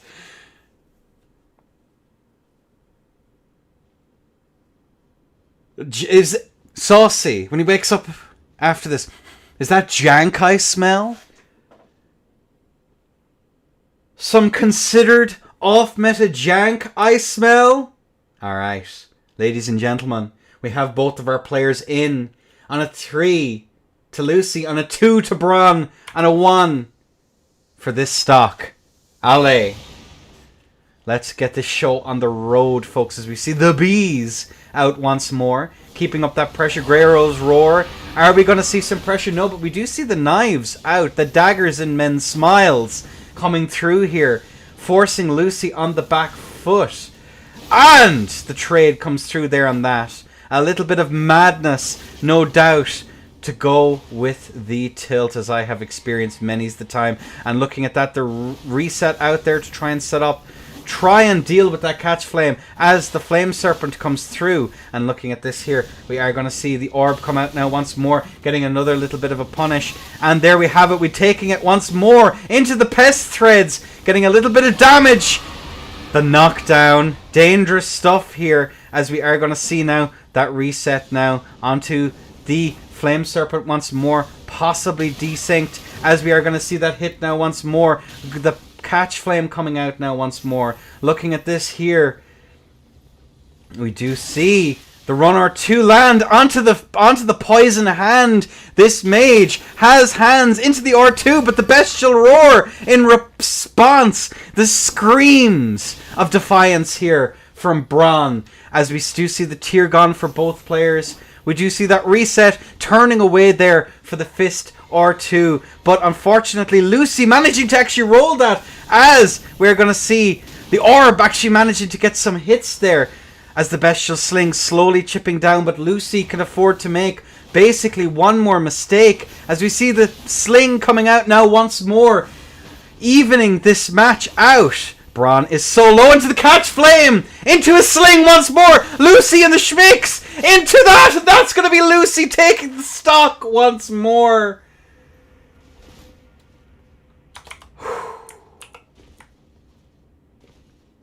Holy sheesh!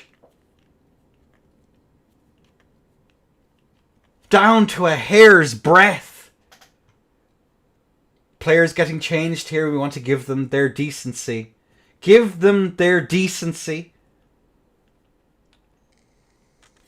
Having played Lucy a ton, I have to mold out of my mind and transcend the tilt into being decent at the video game. You become transcendent. Into the new strength. Take a look at the builds here, folks.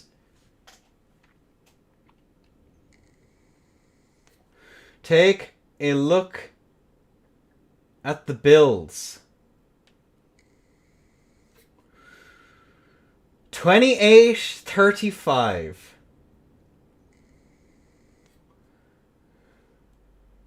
Alright. The Lobero Bobero. Are we seeing some adaptations here from the side of the goat? The Terror of Mag. Brought to a build swap. But yeah, it is very, very difficult to deal with. I have to play Lucy in small doses because I get incredibly tilted out of my mind. I definitely identify with the mage haters, but I haven't played this build in a hot minute. I think the last time I played this was this particular, not even this particular build, but this particular style was bumping into the Lobero Bobero, the Luber, the newest of the Seal Clan, runner of the Genin Dojo in his master's absence. Was that? Yeah, that was actually the last time I ran into a build that ran off of this. Did something happen?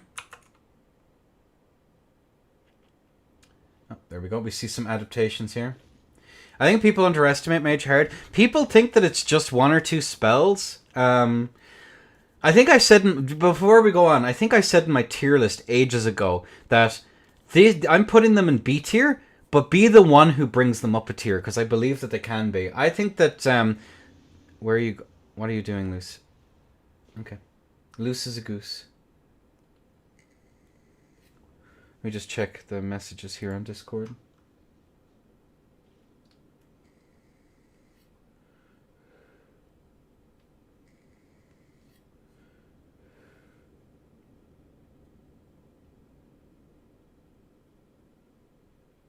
Alright. Do you see the resets? Alright, ladies and gents. On a 3, on a 2, on a 1. Allez. And looking at this here, we are going to see an insane amount as the Grey Rose Roar comes out. And look at that there, we do see a tasty bit of damage as the bees managing to get the bleed proc, but it is going to be rolled into the frost pot there, but does face tank that, and that is going to be the poise reset here as well. And once again, we do see the sling coming out here as well, getting some really tasty damage, forcing the roll back out now once more, as we are going to see these slings slowly chip Bron down, as we do see the flask here once again rolling out now. Once again is Lucy taking a fair amount of damage in her stride, as we are going to see it force back now. We see Lucy trying to get as much damage in as she can, but look at that pressure here from the goat. The ram's horns locked as we are going to see now the attempt to get that catch flame out now once more. Looking at this here, we do see the catch flame coming out now once more. Mesmer's the flame serpent out as well into that catch flame, into another catch flame. Goes for the sling now just to get that pressure. Lucy realizing even if she's punished, she can deal with it, as we see the sling now chipping Bron down to nothing. And that is Lucy forcing the bracket reset. Take that one off of.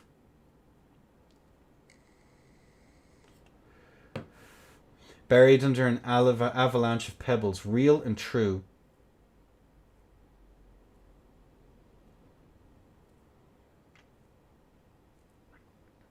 Mages have already won my tournaments. Gryffindor in the last couple of times actually has done really well into these. Another one for the bingo card. There you go. Alright, let me reset all of the scores, folks. Control S.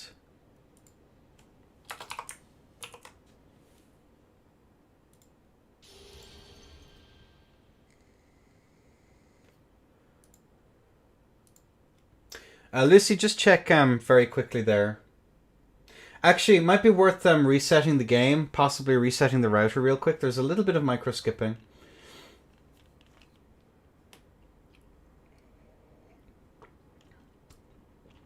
Yeah, as I didn't notice any on my end. It's possible. It's going to be pretty low. It's probably about the same as me. Just see if it fixes it. It should be fine. Yeah, just do a quick reset of everything.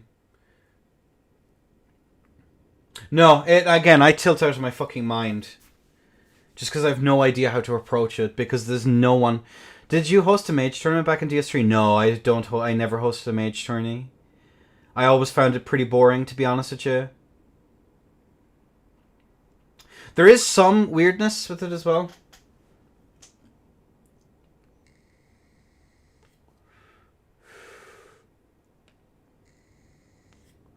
Well, go message Lucy and learn the matchup, I guess. We're just getting some resets done here. Everything should be good. Yeah, no worries, Bron. Take your time. And there's an awful lot to think about on offense as well when someone's competent rocking it as well. It is good to see them finally been shown for what they can do, especially there.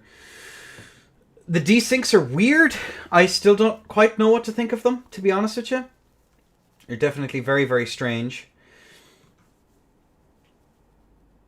Kind of once you realize how they work, you kind of adapt to them and just make sure that they don't happen. Or realize that you need to roll like the few milliseconds after you see the... if you make contact with it.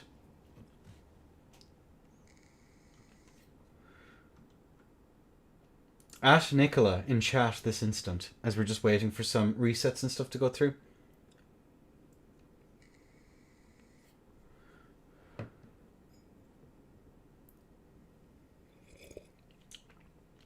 Oh dear. Have we been hit with the Bennings curse?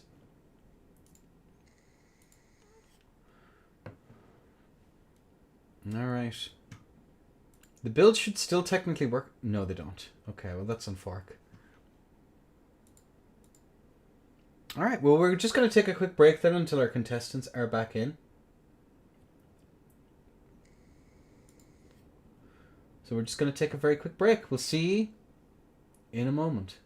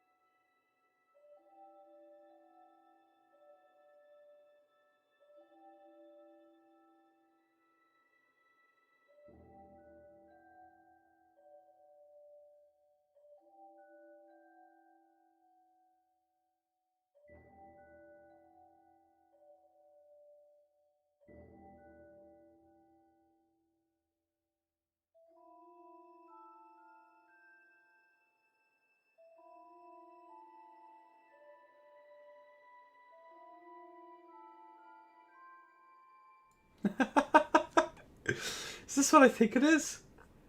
Is this what I think it is? Oh, it's the stock. Oh no! Is this real? Is this real?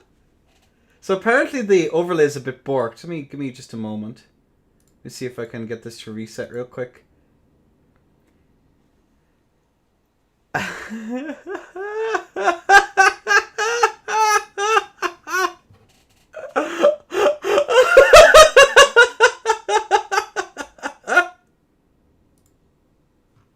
Hang on a second, can I turn this off? I need to check something real quick. Oh. Oh, oh, oh, oh, oh, oh. Holy sheesh. No fucking shot. What a mad lad. What a mad lad. Ladies and gentlemen, for possibly one of the... This is actually more goated than the time Value swapped to Curve Sword to fight Fury in the NA Open all those moons ago. Ladies and gentlemen, on a 3, on a 2, on a 1, allez, as we are now seeing the Stormblades ring out as, looking at this here, we do see the incantation shenanigans coming through here as Lucy probably has never seen this setup before, so is going to do her absolute damnedest to try and get as much damage in as she can from a distance. As we do see that reset, the run, as we are going to see an interrupt here from the side of Bron. Looking at this here, the catch flames ringing true, the frost pot, it's getting chilly out there, folks, as we are going to see that reset now onto what seems to be the poison hand, perhaps, as we are going to see now Lucy take a fair amount of damage, but the Grey Rolls doesn't go through into the flame orb now once again. Looking at this here, the bees into a catch flame, as we do see that reset into the sling, into the Mesmer's orb once more, as we do see it now once more. Looking at that Bron taken down, as he lets the hate flow through him. Lucy takes the first stock. And look at the audience. Saucy turning about face.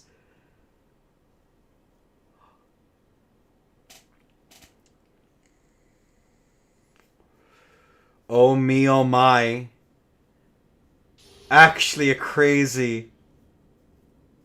Actually crazy.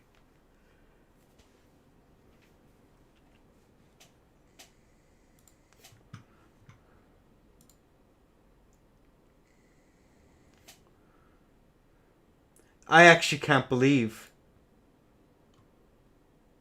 I'm blown away. Again, I have not seen this setup change of this gravity.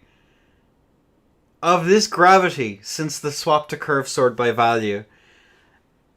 Oh my lord.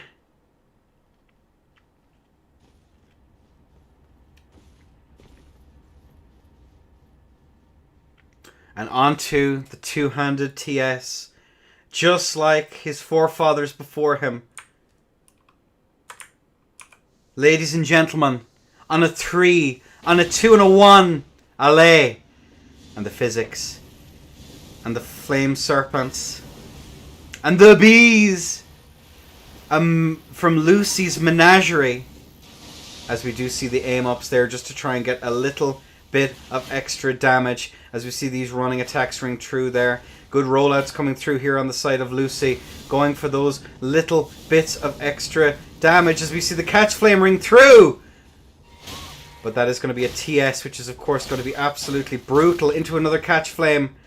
Into a roll catch. And the sling. And that is going to be a slightly late hit there coming through. Lucy caught trying to change spells. And the pest threads making a nuisance of herself. As we see this here, the rollouts coming out here from the side of Lucy. who no longer has tier. But Bron keeping up that insane pressure. Good showing there comes out as we are going to see the rollouts coming through here on the side of Lucy. Goes for a catch flame, not quite able to connect it though. Is the swap over to the two-handed fists actually going to be the play here? As another catch flame rings out, not going to land. Good running attack comes through there, and the swap to fist. The last sling probably until he's given space. Oh, and the follow-up comes through. That is going to be Bron taking a stock.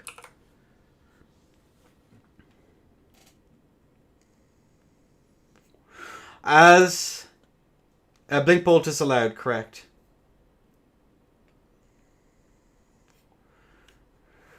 It is written, only Faded can defeat Lucy, as it is said in the scriptures.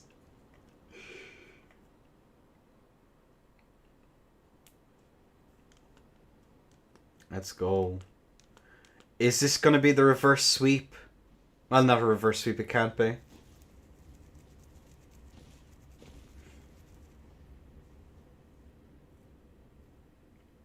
Alright, both players are in. The arena is set.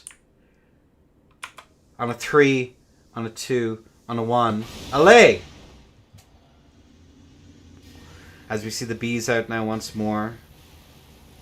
The bees, not the bees. As we do see the unendurable frenzy into the Grey Rolls roar. But the pressure immediately coming out here on the side of Bron.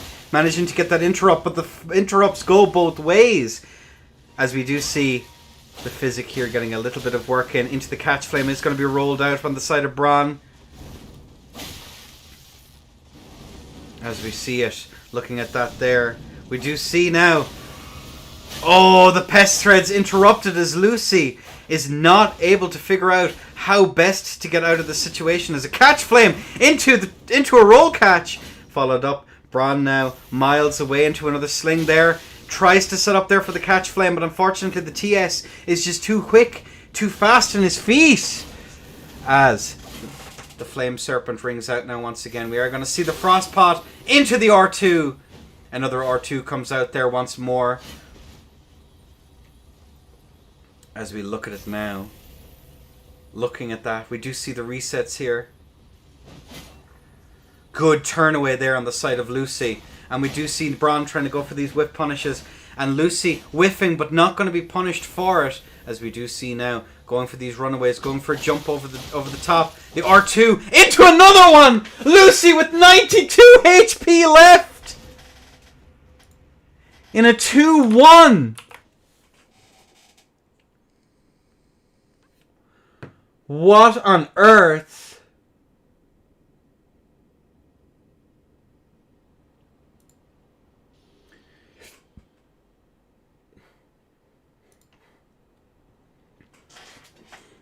This mage got hands, bees, snakes. She got it all.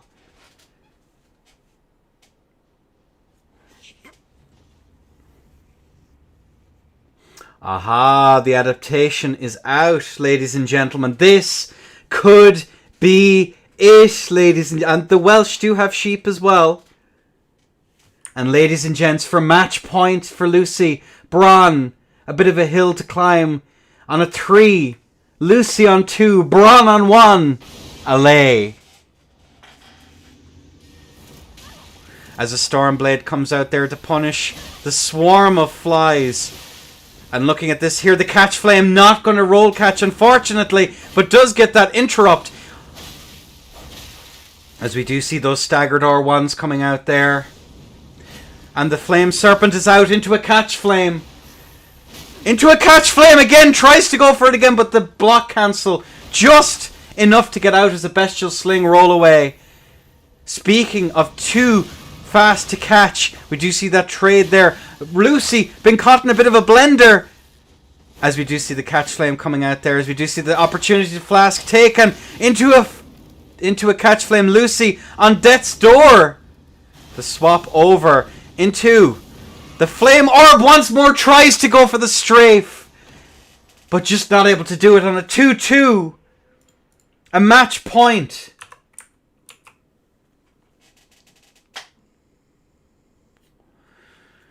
Match point, ladies and gentlemen. What we will see here as well. What we'll see here as well, as we give them their bit of privacy here, folks, is that Bron manages to get momentum and just keeps it. And with that, he's able to snowball into a victory here, which is more or less how he's able to do it. Very, very nice stuff. But Lucy's doing a good job. Once she gains her composure, she's able to get out right off the bat. She's in a very good spot. But both players, the Terror of Mag versus the best mage ever. Alright, ladies and gentlemen, we have both our players in. Match point for the Tryhard Throwdown. On a 3, both players on 2 and on a 1. LA. And here we go. Looking at both players here, going for their respective buffs. We do see that Flame Serpent managing to get a little bit of damage. The Catch Flame is going to be interrupted. The Staggered R1s. Lucy caught in a spot of bother here, but the Staggered R1s managing to get that priority over the Catch Flame. Keeping up that pressure. Lucy just not sure how to do it. Goes for the strafe, but is it going to be enough? As we see the Grey Rose Roar interrupted by the TS. Lucy is put down. The TS, the answer this whole time. And look at it there. The Ghost of Faded's Past taking the W. Oops. We have some problems. Do we see the G9 sliders to end the tournament? Do we see what lies beneath the helm? Well played to everyone. GG's. GG's. Phenomenal showing. You are beautiful. Alright, folks.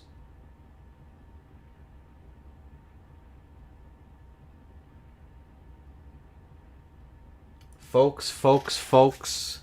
Thank you all so much, ladies and gentlemen. So much, ladies and gentlemen, for joining me. It's been a fun time casting. Insane finals indeed.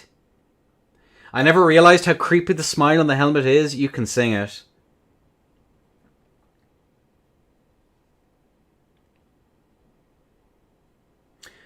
I'm looking at it here. Ladies and gents, thank you all so much again. Alright. As ever, if you're interested in keeping up with these tourneys, I'll be hosting... Jaker is going to be hosting Beginner's Bracket for... the Beginner's Bracket for PSN on Sunday at 7:30 Irish time. Do check the Discord for the exact time and all of that shenanigans. If you're interested in that, go hit up the training pits. Go join. See you there. Obviously next week we have number one. We have one event. First and foremost, the Beginner's Bracket every Thursday. And then from there, the train... and then Jaker as well on Sunday, and a super secret event for Sunday as well. A super secret one. That'll start a couple of hours beforehand. So, if you're interested in that, join the Discord. Keep up to date with all of the deets. Obviously, we always have our bracket rule set changes every Sunday. So do keep an eye on that as well. And we may end up doing something on Wednesday as well. Just to try and pass the time while we wait for some other means of doing the fight night. But yeah, folks, it's been an absolute blast, everyone. Thank you all. If you're in... We're going to spend about 10-15 minutes talking with YouTube chat for a bit. So if you want to go there... I think this is it. I can't remember. There, the YouTube should be linked somewhere. I think I Discord. I think it pops up here. Go check out the YouTube. I'll see you all there in a few minutes. And we'll find someplace cozy to put all the Twitchers. So, chat to you in a minute, folks. GG's to all. To Bron, to Sasamoto, and to Lucy. GG's all, in no particular order. Alright, see you there on the flip side.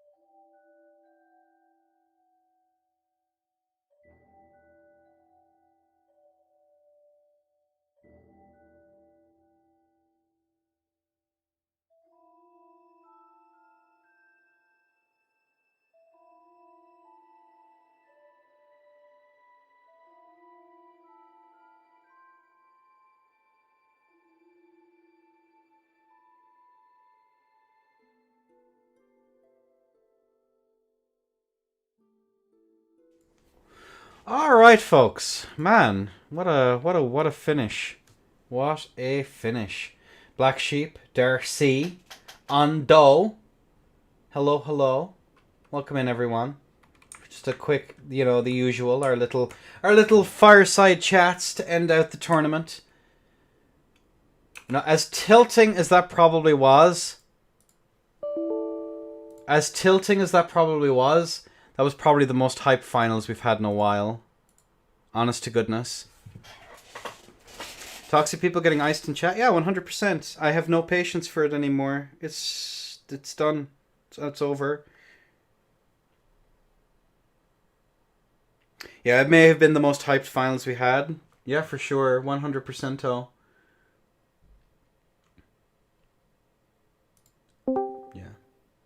Yeah. I think it went well. I think it went very, very well. Very, very, very well. I'm pretty happy with it. There was some micro skipping issues as well, apparently. Did we get the players' interview?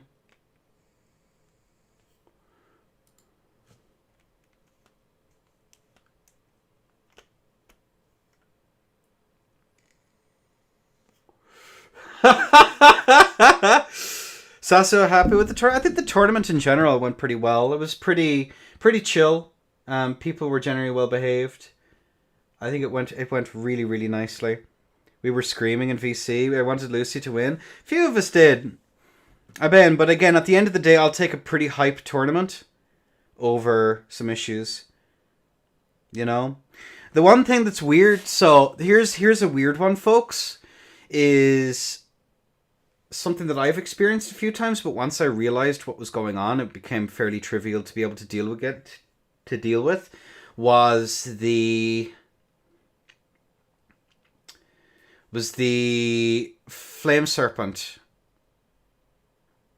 The Flame Serpent is pretty nasty. The desync on it, if you're unprepared for it, no one plays against it, and especially not on decent lat. But again, it's another one of those funny, if you hit the ball before the actual hitbox, the proper hitbox goes out, it appears properly on the other person's screen. It's kind of interesting.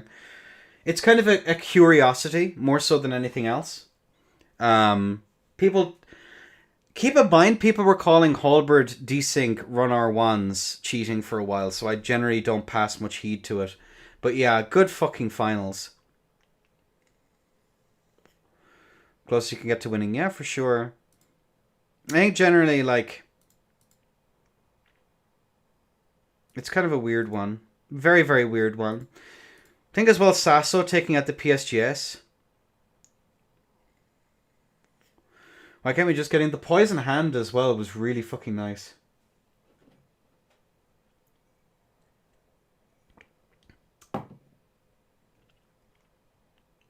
There's been a few things that have been kind of nice. Y'all never played me on Light Roll Mage on an alt.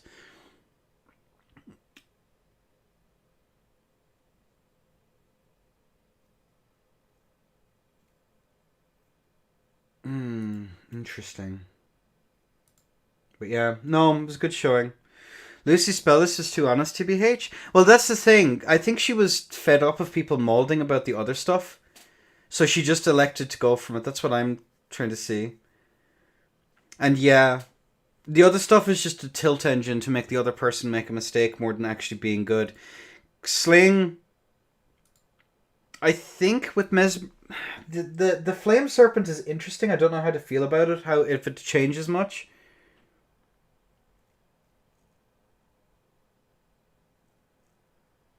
There's a few things that could catch people off guard, but as people get more and more experience with the matchup, those things are going to fall by the wayside. And I think she's been grinding ladder a fair bit, so it's kind of hard. But yeah, the Sling Catch Flame is insane. What you can do as well, you can throw on Wrath of Gold on a really hard fucking read, and it's really funny. I know Dragons caught me with that a few times.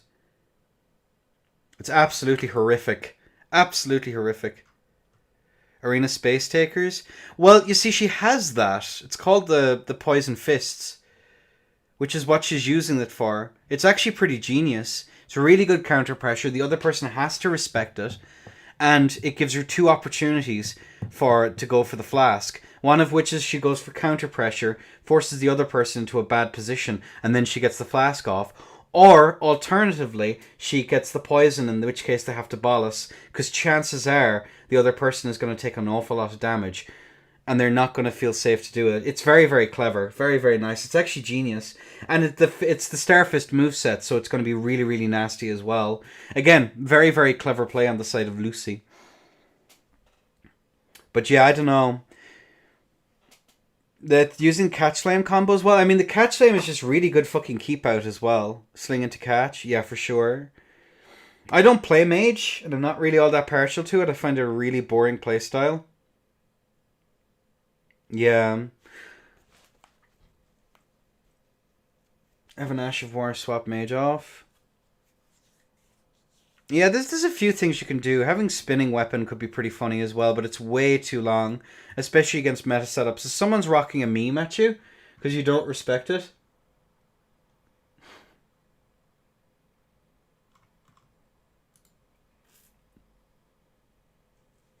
Yeah, I don't know. Oh well, I'm gonna probably get rid of... I think my... SK brought up a good point earlier on as well, that it's probably a good idea to bring out the, whatchamacallit. It's probably a very good idea to bring out the, what's it called? The flesh, the buff that Memor was using, that's probably going to get bite the bullet. I'll have to look at Fist. Fist may be a setup that requires setup restrictions, but I don't like it. I'd have to see what the game looks like without them, which I might do for a laugh, actually. Now that I think about it. I don't know. I played Elden on my mage. I'm garbage into the mage. Exalted Flesh, yeah. People were saying it's a bit much. I don't know. The only thing that would worry me is boosting Starfists right now. But I might just have to look... 200 TS would dominate, maybe? Yeah, but no one fucking plays it. Fist is just a bit much. I've played a little bit of TS into Fist and I can kind of understand it now. We might have to actually reconsider. Clean Rot might be able to compete, but at that point now you're kind of getting a bit wacky, right?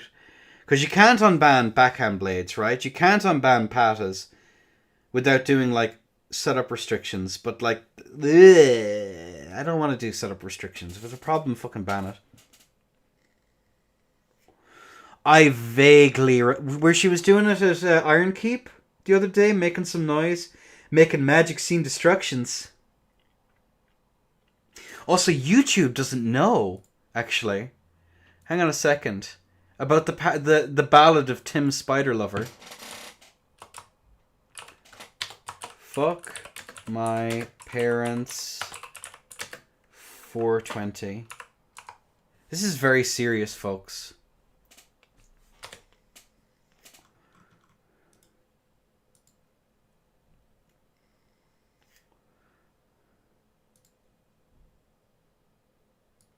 Hang on a second. We need to do... We're becoming a React Andy real quick, because this is very fucking important. Okay? This is the finest shit poster the Souls community ever produced. He sent me a picture and I was disgusted. And I let him know it. This is the finest shit poster known to man. Outdoing the Pontiff shit posters and PC, the PlayStation memery of Jaker and his crew. Observe the finest shitpost ever made. Shout out to all the fans of the games getting it out on a daily basis. You're trucking along, yeah? Get that DLCs. Putting together the pieces of the game. It's not even released. Not even complete. You think you know all about it? Don't. Sorry, hate to burst your bubble. Okay, alright. Moving to the meat, to the crux of the topics here. Very important. What about Dark Soul? It's the finest piece of memery. The finest piece of memery ever produced by the Souls community. The other day, making some noise. various weapons, of course, blunt, sharp weapons. And I was invaded by a player. I was invaded by a player called Tim Spider Lover, who sent me pictures of his Black Widow spider. It was his pet because we exchanged 10-minute mails when he. Upon inspection of the spider, I was disgusted. He sent me a picture, and I was disgusted. And I let him know, without on any uncertain terms, that it was not a Black Widow spider, but in fact It wasn't. Betrayed. Betrayed, ladies and gentlemen. a normal house spider with a red fruit sticker on its ass. Sorry, I think the proper word is abdomen. What the fuck is this? I'm gonna cut that out. It's not cutting it out. It's not working. All right, watch the rest of this at your own leisure. Fuck My Parents 420 is the finest shit poster. The finest shit poster ever produced by the Souls community. There you go. All right, enjoy at your own leisure. Fucking Fuck My Parents 420. Actual paragon of the community. Jesus. Enjoy at your leisure. A relic of a bygone era. Before his time. Taken from us. By growing old. And Dark Soul Remastered being garbage. Jesus.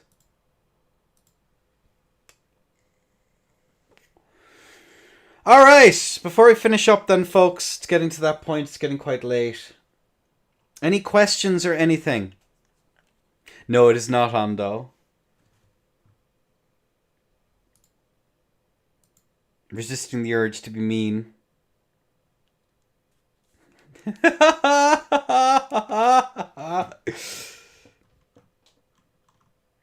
Jesus Christ.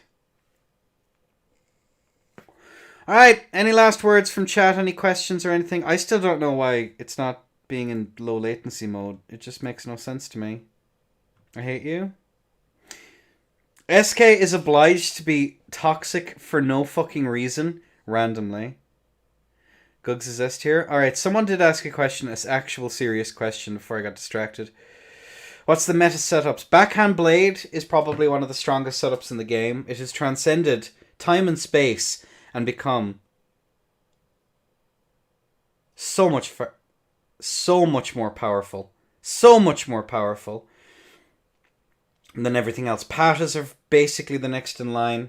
Fists, TS, Shamshir, Twin Blades, and Halberd with Flaming Strike maybe gets up there, I think. Very, very strong. What's your favorite color? Red is my favorite color. Red is my favoriteest color in the whole wide world. I don't know why it is my favorite color, but it is. Force to stream high quality content for the corporate higher ups and showcase my magnificent talent. Yeah, that's more or less it. But yeah, I don't know then after that.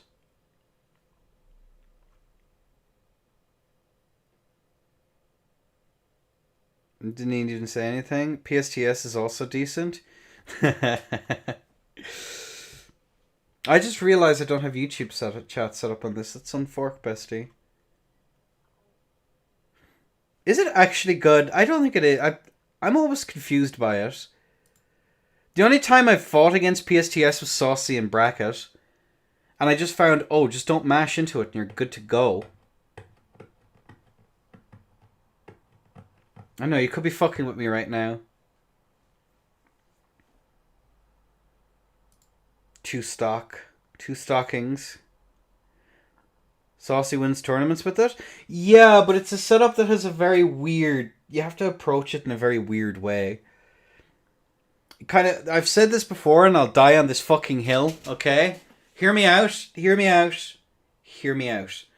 Plays an awful lot like Freed's Scythe, in that if you just find the opportunities to get your punishment windows in, it's trivial. But if you mess up, you're in for a world of fucking hurt. Like, there's some very specific windows to get your damage in and to get poise break. Like, against poise chip, it might be okay because you have to do an awful lot more setup than they have to do. But yeah, they can just mash wholeheartedly into it, and it's kind of a bit bleh, bleh, bleh. Yeah, I don't know. Just don't walk into the 5th L1. Yeah, exactly. That, honest to goodness, is exactly it. Sounds like a strong weapon. Yeah, but then it's trivial, right? It is. It does damage, but I don't know. I'm also not entirely sure how well it does into incredibly passive players who just never press.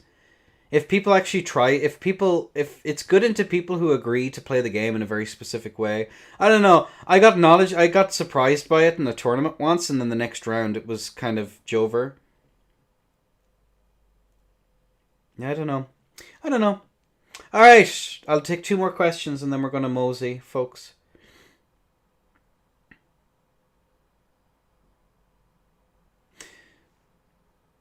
That should be aggressive.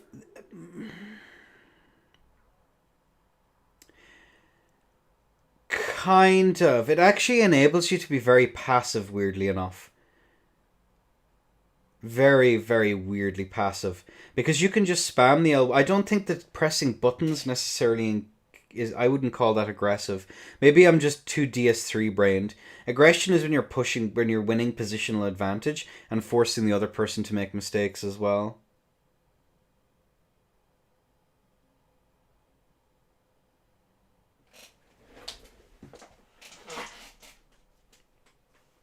It's made enough.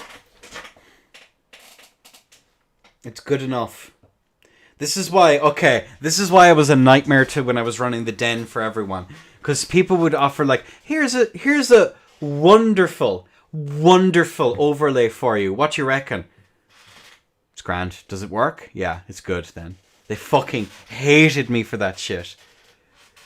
Actually, hated me. I'm sure Good Day was driven fucking demented trying to make overlays for me.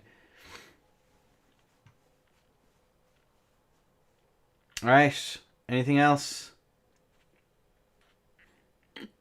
Other than me thanking everyone, thanking all the players, thanking the community as a whole for not being garbage humans for the most part. Nope. De nada. When is the next Enda FC? I'm probably going to do... I'll have to do something on Wednesday. Go to sleep? Nah, it's early yet. I have to talk to Jaker later anyway. Or I go out tonight, whichever of the two happens. Although it's too late, I need to shower. Thank you for the tourney. Alright. Love and appreciate you all, folks. It's been fucking unreal. I'm going to go chill out for a bit and eat some food. Yeah, I'll see ye... When will I see you next? Well, Jaker's tourney is on Sunday. Possibly something on Wednesday. I'll see. I'll decide. Something on something on, if I recall correctly, Thursday, Sunday for Jakers, and another special thing on Sunday as well. So, bye-bye everyone. Take care. Bye.